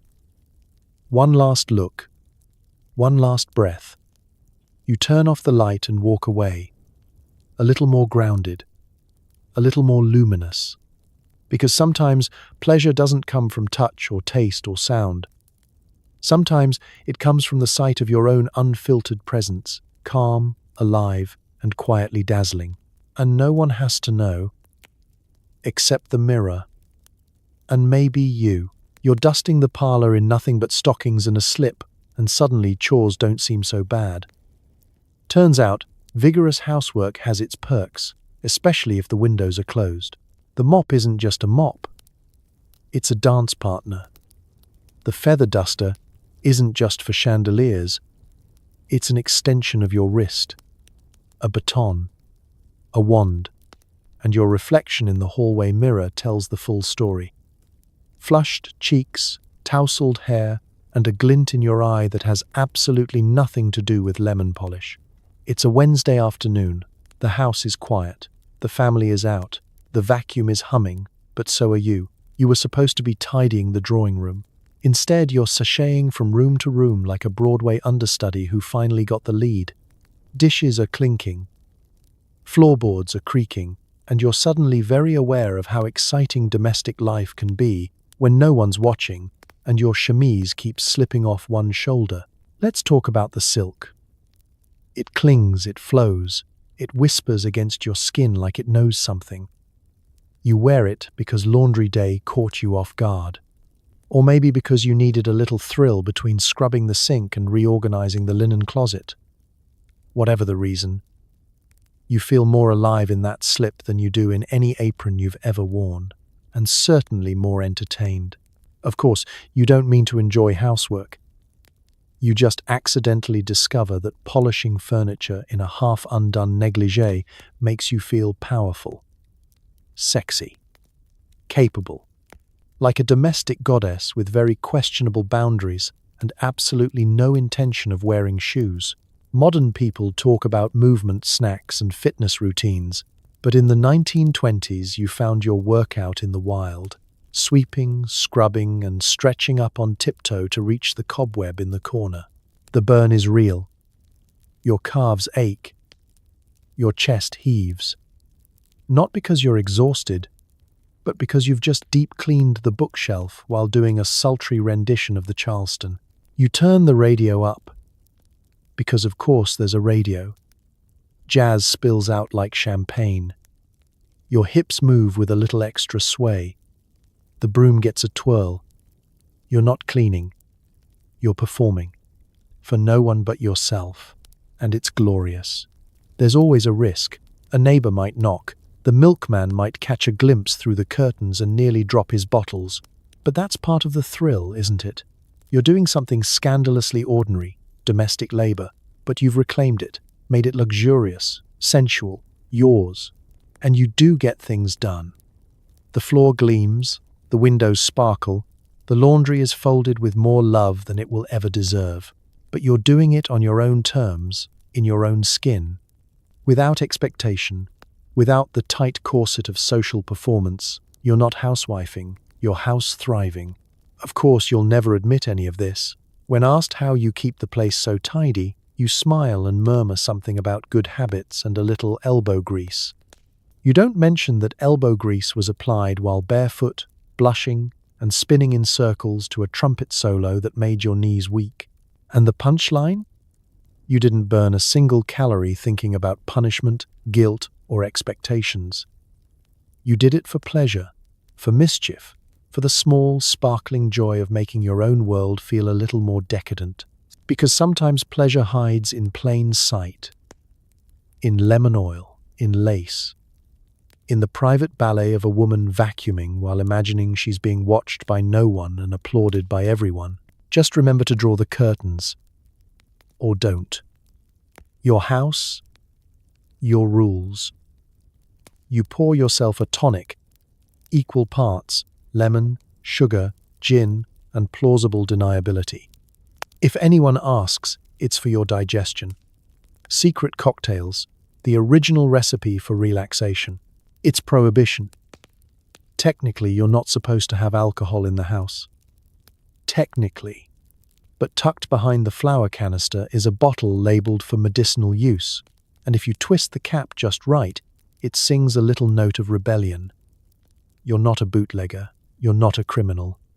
You're just a woman who knows that sometimes the best cure for a long day is a fizzy drink and 5 uninterrupted minutes leaning against the kitchen counter. The recipe is simple.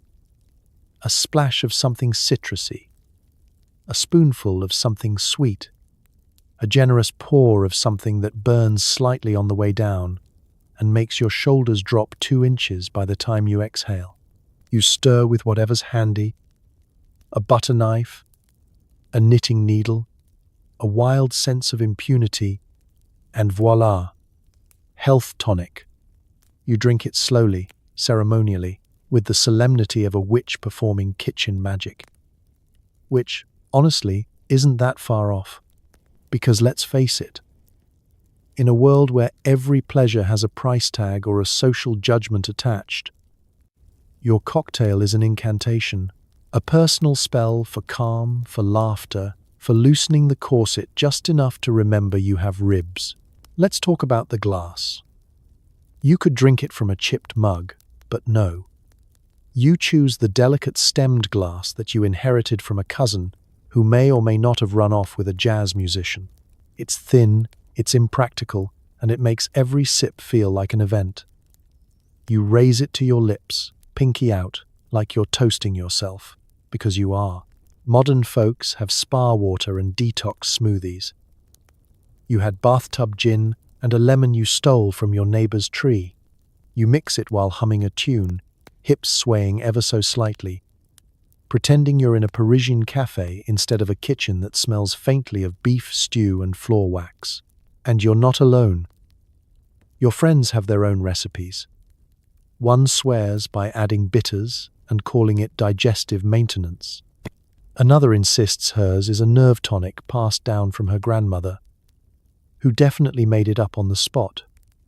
You trade tips in whispers, share secrets over bridge games and bake sales. No one says cocktail. Everyone knows what it means. There's a thrill in it, the secrecy, the quiet defiance, the moment you pour that bottle of bathtub gin and hear the faint clink of rebellion. You aren't just making a drink, you're reclaiming your evening, your mood, your autonomy. You sip. The warmth spreads. Your posture relaxes. Suddenly, the screaming child next door sounds like distant jazz. The laundry pile transforms into a sculpture of domestic ambition. And that thing your husband said at dinner? Forgotten. Or at least postponed. And the punchline? It's never really about the alcohol. It's about the ritual, the moment of intention, the claim you stake on your own time, however brief or fizzy. You're not numbing. You're affirming that you exist, that you deserve joy. That digestion can mean whatever you say it means, as long as it comes with a lemon twist. So you rinse the glass, you smile, you feel better already, because sometimes the best medicine is made with gin, citrus, and just enough denial to get through the evening. Cheers to health, darling, or whatever we're calling it this week. You sink into the soft velvet of the new couch, alone at last. The springs squeak in a conspiratorial way. No one ever said the living room couldn't be a private playground. It's 1947. The war is over. Suburbia is rising. And you, a modern woman of fine taste and questionable patience, have just acquired the ultimate symbol of domestic victory, a brand new, jewel-toned velvet sofa. It is deep, it is plush, it is utterly impractical for children, pets, or judgmental in-laws, which is precisely why you love it. You told the salesman you bought it for entertaining. And that's true, if by entertaining you mean sprawling sideways with a half-read novel and exactly one stocking still on. The couch knows what it's about. It's not a place for upright posture or polite conversation. It's a place for draping, for reclining, for testing how far your slip will ride up before you have to adjust it. Again, let's talk about the fabric. Velvet doesn't whisper, it purrs, it invites, it clings in ways that suggest it knows you've had a long day and wouldn't mind a little mischief. When you run your hand across it, it shifts like a cat stretching in sunlight. The texture alone could start a small scandal, especially when you realize how good it feels against bare skin. You curl up with a cocktail, let's call it a digestive tonic, and stretch out like an Art Deco mermaid. Limbs splayed, confidence blooming. There's something about lounging with no purpose, no timeline, and no brassiere that feels both revolutionary and luxurious. Like Cleopatra, if Cleopatra had access to post-war upholstery, the springs groan under your weight, but in a flirty way. You shift. They respond. You press your head against the armrest and listen to the quiet symphony of house settling, clock ticking, your own breath slowing to match the pulse of the cushions. The velvet couch doesn't just support you, it conspires with you. There are rules, of course. The good throw pillows stay untouched. One leg always drapes off the side for dramatic effect. And if you light a candle, it has to smell vaguely of bourbon, roses, or something that hints at forbidden love letters. You don't invite anyone to sit there. Not really. Not on it. It's not a democracy. It's a throne, a chaise, a lounge made for longing. Sometimes you fantasize about a guest casually sitting on it and realizing, far too late, that the cushion they're perched on has seen things. Not because of anything obvious, no stains, no clues, but because the velvet remembers. Modern furniture is all about function. Modular this, washable that. But back then, furniture had personality. This couch doesn't just accommodate you, it mirrors you. Its curves match yours. Its silence echoes yours. It listens patiently as you read passages from scandalous novels aloud, just to hear how they sound in your mouth. And the punchline? You've fallen asleep there more times than you can count. Sometimes after a long day. Sometimes after a short drink. Sometimes after doing absolutely nothing except being gloriously alone in your own velvet kingdom, humming a tune you made up on the spot. Because sometimes pleasure is about more than touch. It's about texture, about claiming space, draped in something soft, unbothered, and 3 hours behind schedule. The velvet couch doesn't judge. It cushions, it cradles, it enables. And if anyone asks why the living room smells like perfume, candles, and vague satisfaction, you just smile and say, "I was entertaining." You open the drawer. Inside, a jumble of hairpins, perfume samples, and something that looks suspiciously like a battery-powered medical device. It's for headaches, you tell yourself. But everyone knows what's really going on. Nightstands are supposed to be innocent. A place for a Bible, a handkerchief, maybe a modest romance novel with all the good parts skipped over. But your nightstand? It's more than storage. It's a vault, a secret museum of quiet rebellion, disguised in velvet pouches and floral sachets. Somewhere between the extra safety pin and the old love letter is your favorite object. Labeled a nerve massager or a circulatory stimulator, depending on the catalogue. The description is vague. The packaging is even vaguer. But the sound it makes when you switch it on? Not vague at all. Somewhere between a sewing machine and divine intervention. Let's talk about how you acquired it. You didn't waltz into a store and ask for it. No, you clipped a discreet ad out of a women's magazine, probably next to a recipe for congealed salad, and mailed in your order with exact change and trembling fingers. 6 weeks later, a plain box arrived. No return address. Just the thrilling mystery of potential. You opened it slowly, like it might bite. Inside, a small battery-operated device with polished chrome curves and a cloth cord that smelled faintly of ozone and mischief. You tested it cautiously, then enthusiastically, then often, and it quickly earned a permanent spot in the drawer, tucked under a monogrammed hand towel like a secret agent in hiding. Everyone had one, or knew someone who had one. A cousin, a friend from bridge club, your hairdresser. The mid-century medical community called it a remedy for female hysteria, as if desire were a disease and orgasms were side effects. Doctors wrote prescriptions for pelvic congestion. Husbands turned a blind eye, and women everywhere locked their bedroom doors and discovered the miracle of rechargeable batteries. Of course, discretion was everything. You didn't leave it lying around. You wrapped it in lace. You called it your therapeutic tool in casual conversation, and never, ever turned it on when guests were over. If it ever did start buzzing accidentally, you'd leap across the room like it was a live grenade and shout something about neural stimulation. Nobody believed you. Everybody understood.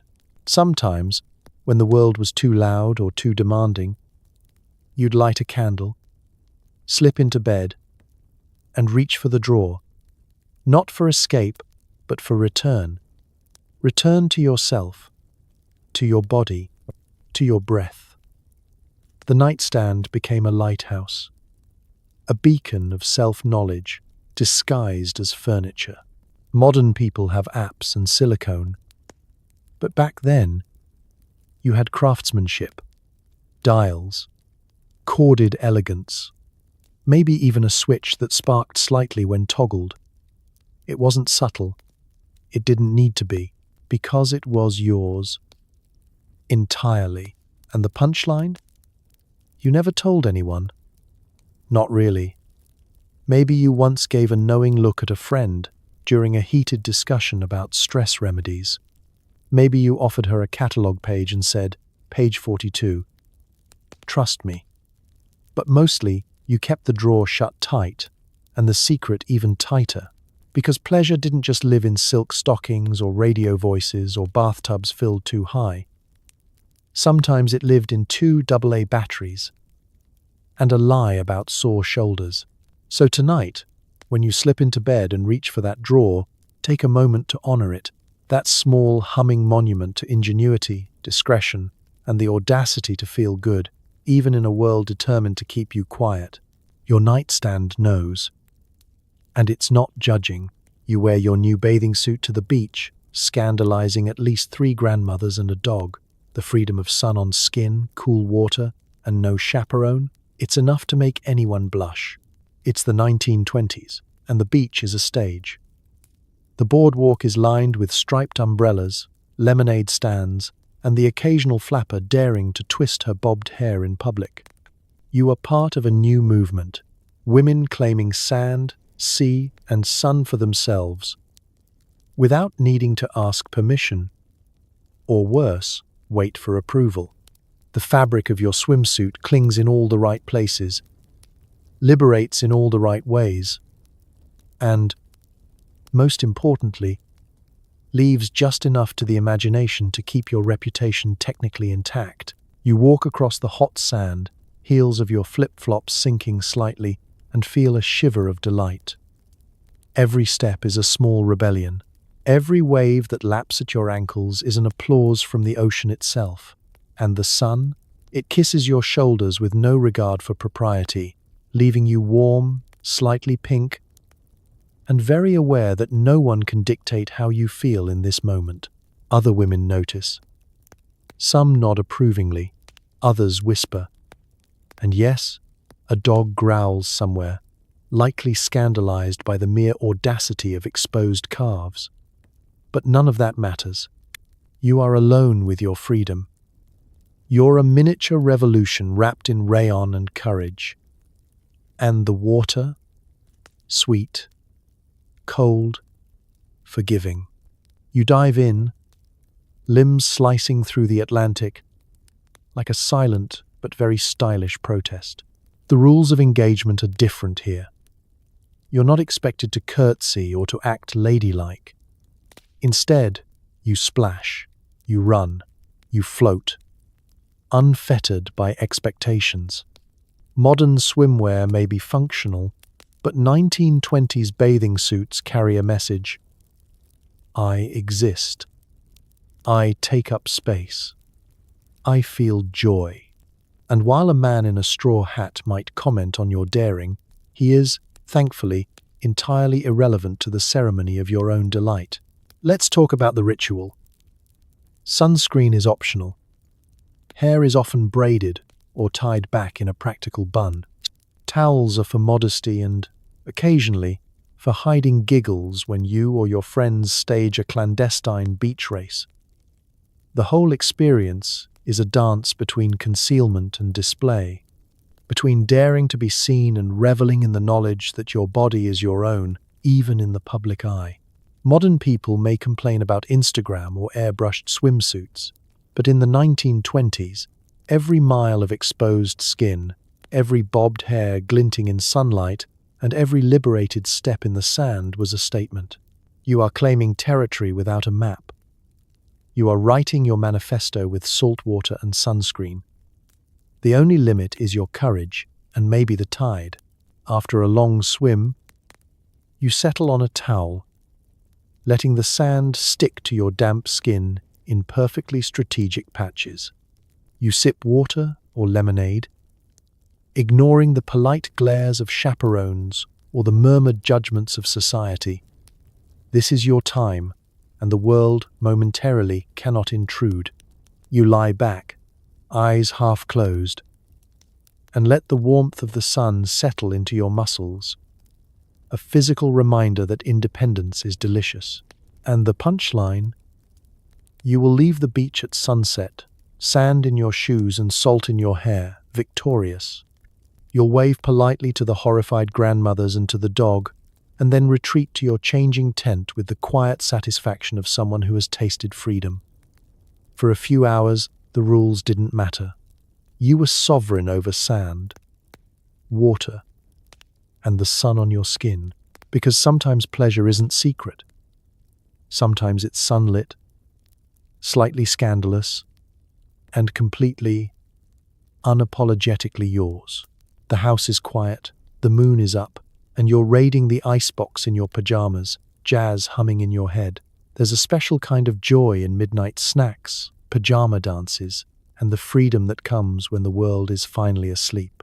This is the sacred hour, long past the time when respectable women are supposed to be tucked neatly in bed, hair pinned, dreams tidy, emotions quieter than the wallpaper.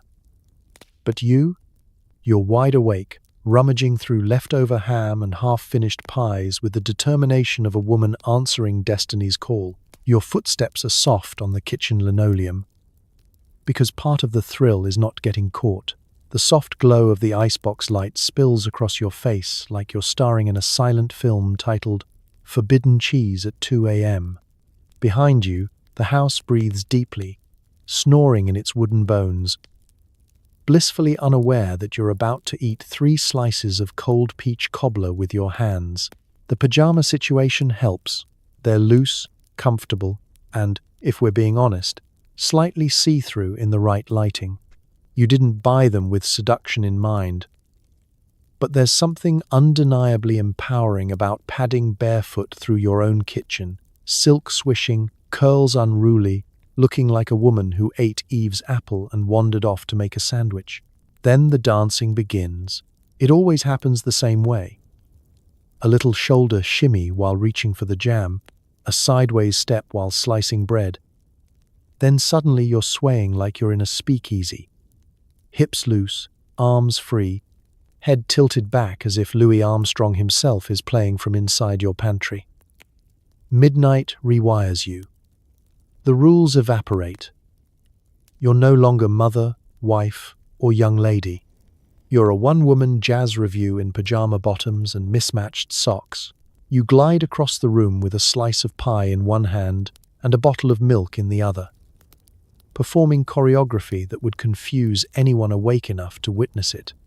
You lean on the counter, slide to the floor, take a dramatic bite of cheese, then stand up again like a resurrected chorus girl. No audience, no judgment, no curfew, just the hum of the icebox and the soft trill of the night. Midnight snacks hit differently in the 1920s. No Uber Eats, no microwaves, no guilt-ridden pamphlets about calorie counting, just honest, reckless hunger and joy, pure joy. A piece of roast chicken stolen straight from the plate. A handful of berries. A suspicious pudding whose expiration date is more philosophical suggestion than fact. You're not just feeding your stomach, you're feeding your freedom. There's something deeply intimate about eating in silence, with the moon watching. Every taste becomes sensational in the quiet. Every crunch echoes like a secret sworn. Every lick of a spoon feels like reclaiming a small part of yourself that got lost sometime between breakfast and chores. You sway again. Maybe a pirouette this time, your shadow turning cartwheels on the wall. You laugh softly, because who are you right now? A nocturnal creature awakened by jazz and carbohydrates. A woman who will return to normal at dawn, but who, for these few stolen minutes, exists entirely outside of time. Eventually, the night cools around you. The snack is gone. The dance slows. You close the icebox gently, savoring the last glow of light before it clicks off. A small rebellion completed, a ritual satisfied, and the punchline? Nobody will ever know. Tomorrow morning, they'll wonder why the cobbler is missing, why the butter knife is still on the counter, and why you look mysteriously refreshed for someone who went to bed early. But the moon knows, the icebox knows, and you know. Because sometimes pleasure isn't loud, or grand, or scandalous. Sometimes it's a spoonful of cream, a soft shuffle on cold floors, and the quiet, delicious truth that the night belongs to you. You're living with 2 other women in a cramped city apartment where the only privacy comes from a sheet hung across a shared bed. But behind every giggle and hairbrush duel is a language of winks, closed doors, and do not disturb signals. Because everyone knows what it means when you claim you're taking a nap at 2 p.m. Welcome to the roaring urban experience. 3 flappers in a shoebox, sized flat with 1 bathroom, 2 closets, and approximately 0 boundaries. The rent is cheap, the walls are thin, and the friendship is intense. You share lipstick, secrets, hosiery, and, on one horrifying occasion, a towel. But you also share something more subtle, an unspoken understanding that everyone needs alone time. And in such a tight space, that requires coordinated espionage. The apartment has rules, unwritten, unspoken, but deeply enforced. Rule 1. If the sheet is drawn across the bed, you do not enter. Rule 2. If a record is playing loudly in the living room, someone is trying to cover up suspicious noises in the bedroom. Rule 3. If someone volunteers to run to the pharmacy for liniment, no follow-up questions are permitted. And Rule 4.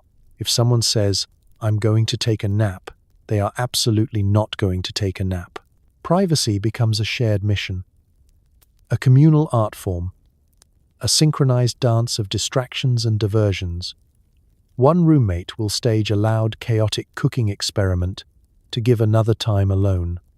Another will drag the neighbor into conversation in the hallway to prevent unexpected knocks. The third will hum loudly outside the bathroom door so the person inside can, shall we say, concentrate. And it works, mostly. Except for the time someone forgot to lock the door and the landlady walked in during a moment of personal reflection. For weeks, she tiptoed around you, avoiding eye contact, treating you with the reverence usually reserved for haunted paintings. Your shared space is cluttered with clothes, curlers, sheet music, and scandalous magazines. There's a perpetual smell of cold cream, burnt toast, and cheap perfume. Someone is always losing a stocking or arguing over who used whose last bobby pin. But at night, it's cozy. You sit cross-legged on the floor in your slips, passing around a tin of biscuits and gossiping like the fate of the nation depends on it. And the gossip. Oh, the gossip. Affairs, crushes, rumors, and coded confessions. Someone whispers, "I met a man." Another whispers, "I don't want a man." Another quietly adds, "I met a woman." Everyone nods supportively and steals a biscuit. The apartment is more than walls. It's a sanctuary of shared survival and shared desire. And then there are the secret signals. A hairbrush placed bristles up on the vanity means knock loudly before entering. A pair of high-heeled shoes left outside the door means do not enter under any circumstances. A scarf tied to the curtain rod means I need 15 uninterrupted minutes. Please and thank you. You all take these symbols as seriously as military codes. Modern roommates have text messages. You had hand signals, props, and intuition forged in the fires of shared living. And despite the chaos, there's a soft sweetness to it all. The knowledge that your friends will protect your privacy like bodyguards, as long as you promise to return the favor when it's their turn under the blanket fort of personal exploration. And the punchline? Years from now, when you're older, richer, and living in a home with more than one electrical outlet, you'll look back and realize those cramped quarters held some of the freest moments of your life. Because nothing teaches you the sacredness of pleasure quite like learning to negotiate it with two roommates, one thin sheet, and a system of signals more efficient than the postal service. In that tiny apartment, privacy wasn't guaranteed, but sisterhood was. And sometimes that was all you needed. You slip into the dark of a silent movie matinee, heart fluttering as Rudolph Valentino smolders on the big screen. The music swells, and suddenly you're not in a cheap theater seat. You're swept away by forbidden fantasies, hidden safely in the shadows, with 100 other strangers doing the exact same thing. The matinee is its own universe. Outside, the world is noisy and stifling, streetcars rattling, hawkers shouting, babies wailing like unpaid opera singers. But once you push through the heavy velvet curtain at the theater entrance, everything changes. The air is cool, the lights dim, the hush settles over the room like a blanket. And you, alone, anonymous, delighted, sink into a seat that squeaks only slightly, inhaling the faint perfume of popcorn, dust, and daydreams. This is the 1920s at its most intoxicating. Movies offer what life does not: sweeping romance, danger without consequences, and men who look directly into the camera as though confessing to you personally. Valentino doesn't know your name, but in the dark, he might as well. His smouldering stare is like a telegram addressed to your soul and your ankles, both of which are suddenly feeling very warm. You watch the heroine swoon into his arms, and something in you swoons too. The music, live, if you're lucky, trembles and dances in your chest. The flickering light plays tricks on your imagination. Every frame whispers possibility, adventure, passion, a life where your stockings never sag and your hair is always perfectly coiffed, even in a windstorm. And you're not alone in your little mental matinee. The room is full of women pretending to dab their eyes, clutch their pearls, or adjust their hats while actually getting more emotionally involved than any of them will ever admit. There's a shared electricity here, silent, playful, conspiratorial. You all laugh at the same moments, gasp at the same plot twists, and experience the same quiet thrill when the leading man unbuttons his collar like he's about to ruin society's expectations and someone's reputation. Matinees were marketed as harmless entertainment, a little afternoon escape, but everyone knew they were far more than that.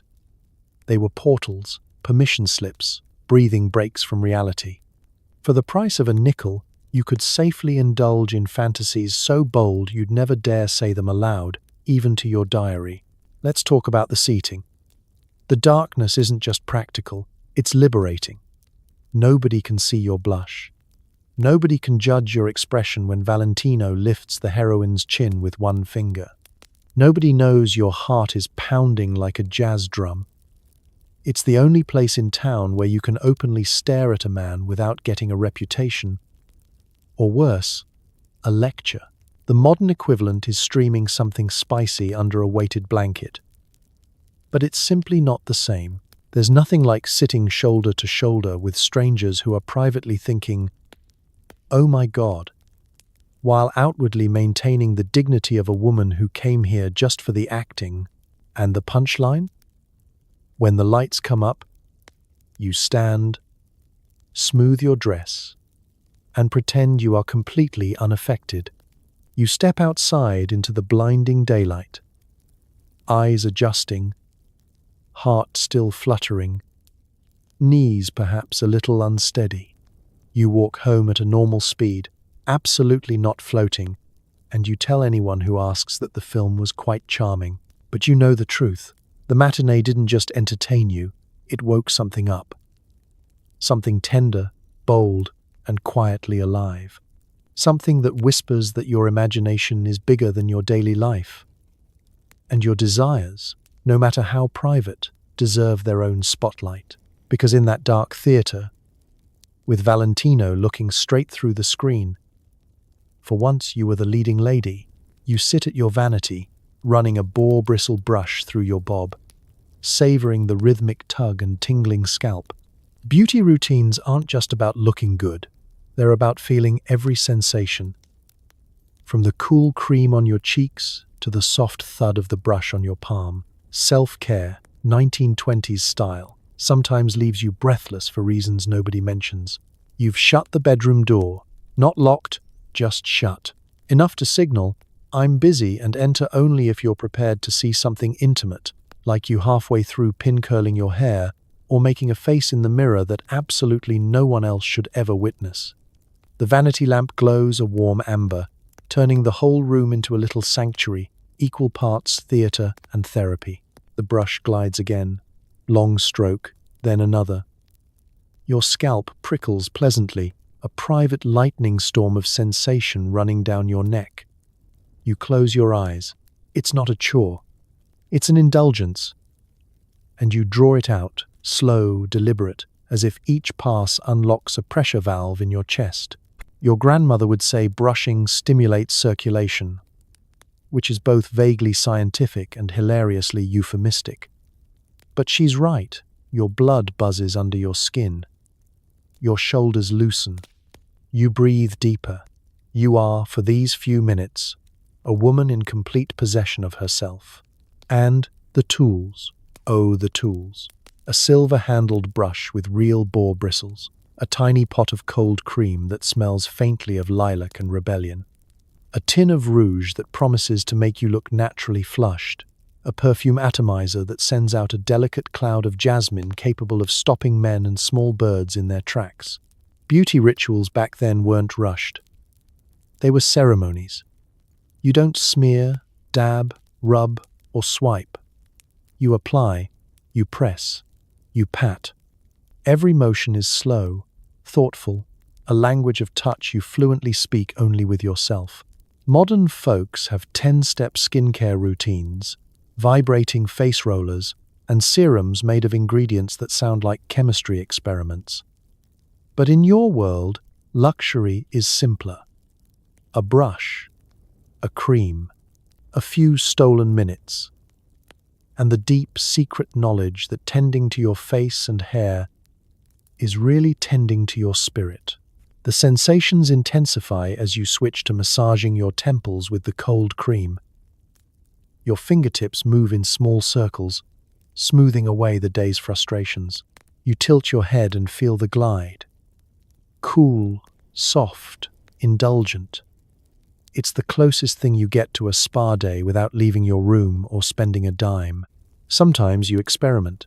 A new hairstyle, a deeper shade of rouge, a dab of perfume behind the knees. Scandalous, unnecessary, delightful. You catch your reflection and smile because the mirror shows not just your face, but your mood. And tonight? Your mood is radiant. Then comes the part no one talks about. The moment you brush your neck or run your fingers along your collarbone and feel something warm unfurl in your chest. It's not vanity, it's aliveness. A reminder that you are not just functioning, you are feeling. And it's intoxicating. Your roommates or family never say anything, but they know not to interrupt you during this ritual. It's sacred, a boundary, a pocket of time where you aren't responsible for anyone else's dinner, socks, or emotional well-being. The vanity is your kingdom, and the brush is your scepter. By the time you finish, your shoulders have dropped an inch. Your skin glows. Your hair shines, and your mind, the part that was tied in knots all day, feels smooth again, brushed out like your tangles. You put the lid back on the cold cream, give your reflection a conspiratorial nod, and feel a little more yourself. And the punchline? You didn't do it for anyone else. Not for the neighbor who sees you at the market, not for a suitor, not even for gossip. You did it because sensation is part of being alive, and because sometimes the most powerful pleasure comes from your own hands, a good brush, and a quiet room with a mirror that keeps your secrets. Your beauty routine isn't vanity, it's freedom, it's grounding, it's joy disguised as grooming. And tomorrow night, you'll do it all again. Once a month, you gather with the girls, a secret society of single women, all fiercely independent and just a bit mysterious. The teapot steams, the laughter is conspiratorial, and the conversation circles around everything but marriage. Underneath it all, there's a comforting sense of sisterhood, and maybe a few shared secrets hidden in plain sight. You call yourselves a book club, or a tea society, or the Ladies' Cultural Improvement Circle, which is definitely the most suspiciously vague title ever invented. But everyone in town knows exactly what this is. A gathering of women who don't need husbands, don't want chaperones, and definitely aren't sitting around embroidering handkerchiefs with phrases like, "God bless this home." The meetings rotate between apartments, each one a tiny sanctuary of cluttered bookshelves, mismatched teacups, and at least one velvet chair that has seen better days, and many, many dramatic revelations. Someone always brings pastries. Someone always brings gossip. Someone always brings a bottle of fortified tea enhancer, which, if we're being honest, is 80% gin and 20% courage. The rules are simple: no judgment, no pity, no wedding talk, and absolutely no inviting anyone who uses the phrase "left on the shelf." Here, you can breathe. You can sit in your stockings with your shoes off, sip spiked tea, and discuss things that would make polite society clutch its pearls so hard they crack. Books, politics, art, feelings, desire, the questionable habits of your landlady, the possibly intentional disappearance of your neighbor's obnoxious rooster. Nothing is off limits except pretense. The conversations start light. Someone complains about her boss. Someone else confesses she flirted with the butcher for an extra pork chop. A third woman recounts a harrowing tale involving a jammed umbrella, a trolley car, and a man who definitely deserved it. But as the night deepens, the tone shifts. The laughter gets softer. The confessions get realer. Maybe someone talks about the ache of wanting a life that isn't allowed, or the relief of choosing one that is. Maybe someone admits she feels things she's never told anyone to their face. Maybe someone shares that she's happiest alone, with herself, with her books, with her own body and choices. And everyone nods, because here, those truths are not scandal, they're solidarity. Unspoken agreements float through the room like perfume. If one of you needs to cry, the others pretend not to notice until she's ready to talk. If one of you needs a distraction, someone will stage an exaggerated retelling of the day's headline news. If one of you needs time alone, the others create cover stories more elaborate than spy novels. Modern people have group chats. You had coded postcards and pre-arranged coughs to signal we need to talk immediately. You guarded each other's heartbreaks like crown jewels and hid each other's embarrassing love poems between dictionaries and atlases where no man would ever look. The meeting always ends the same way. With a lingering moment at the door, coats buttoned, hats tilted, hearts full, you step back into the night. A little braver, a little lighter, a little stronger.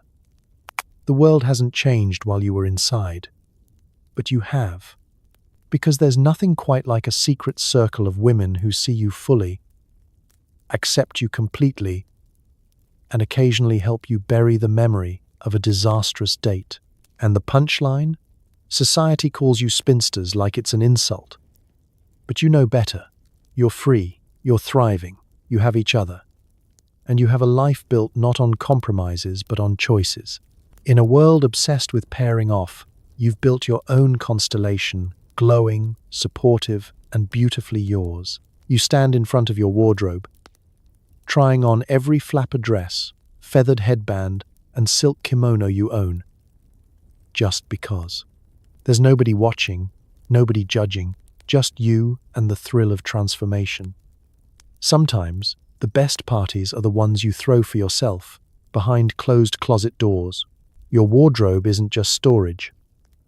It's a portal, a costume department, a time machine, a magic trunk where every hemline holds a memory.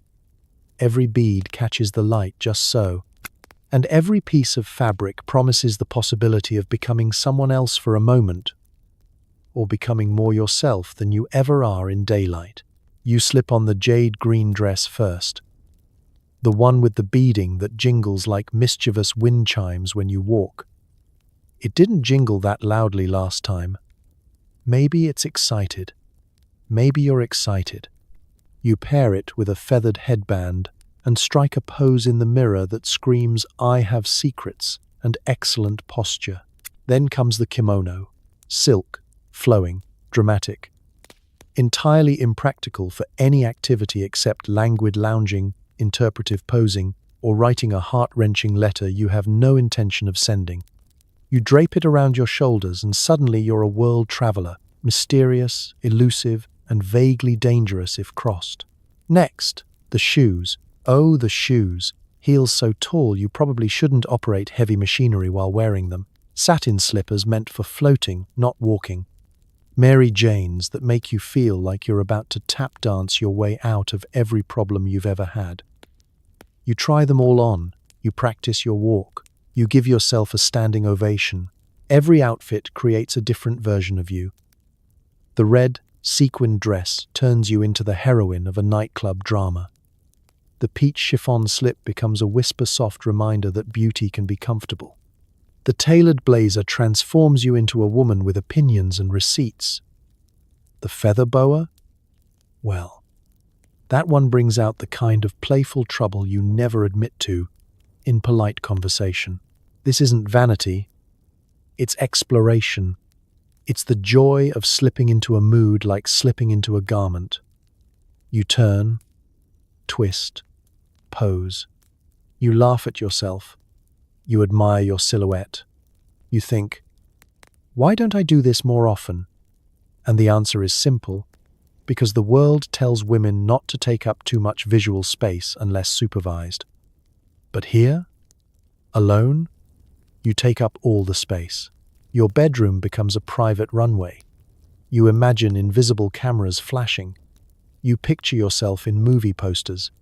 You pretend Valentino is waiting in the next room, utterly captivated by your fashion evolution. You reenact entire scenes from movies you've never actually seen, but feel spiritually connected to. Modern influencers film Get Ready With Me videos. You've invented Get Delighted With Me. No witnesses required. No commentary section allowed. The ritual continues. Earrings, gloves, hats, brooches, a beaded clutch that holds absolutely nothing except drama. That perfume you reserve for special occasions, and tonight counts because you decided it does. The click of a compact. The soft brush of powder against your cheek. You're not preparing for the world. You're preparing for you. Your heart swells with something warm, something playful, something that feels like childhood dress-up but with better fabrics and fewer rules. There's a spark in your chest as you admire the final creation you've assembled in the mirror. Not perfect, not polished, but alive. And the punchline? When you're done, after the twirls, the glamour, the stolen glances at the mirror that say, "Who is she?" you carefully take everything off. You return each piece to its hanger, like tucking a friend into bed. You fold the kimono. You store the boa. You slip back into your cotton nightdress, feeling oddly victorious. Because tonight, you celebrated yourself. You dressed for joy, for imagination, for the delicious thrill of transformation with no audience, no approval, and no purpose except delight. And sometimes, that's the most revolutionary wardrobe choice of all. So tonight, as you drift off in your own clean, quiet room, maybe with a fan humming and zero fear of your diary being read by a nosy aunt, spare a moment for the secret lives of the women of the 1920s.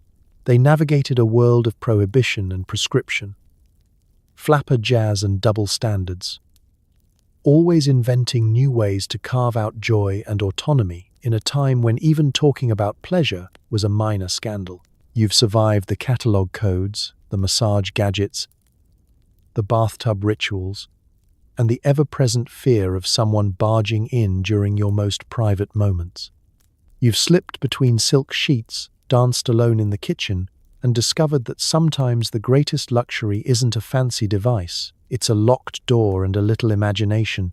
Let's honor their resilience and resourcefulness.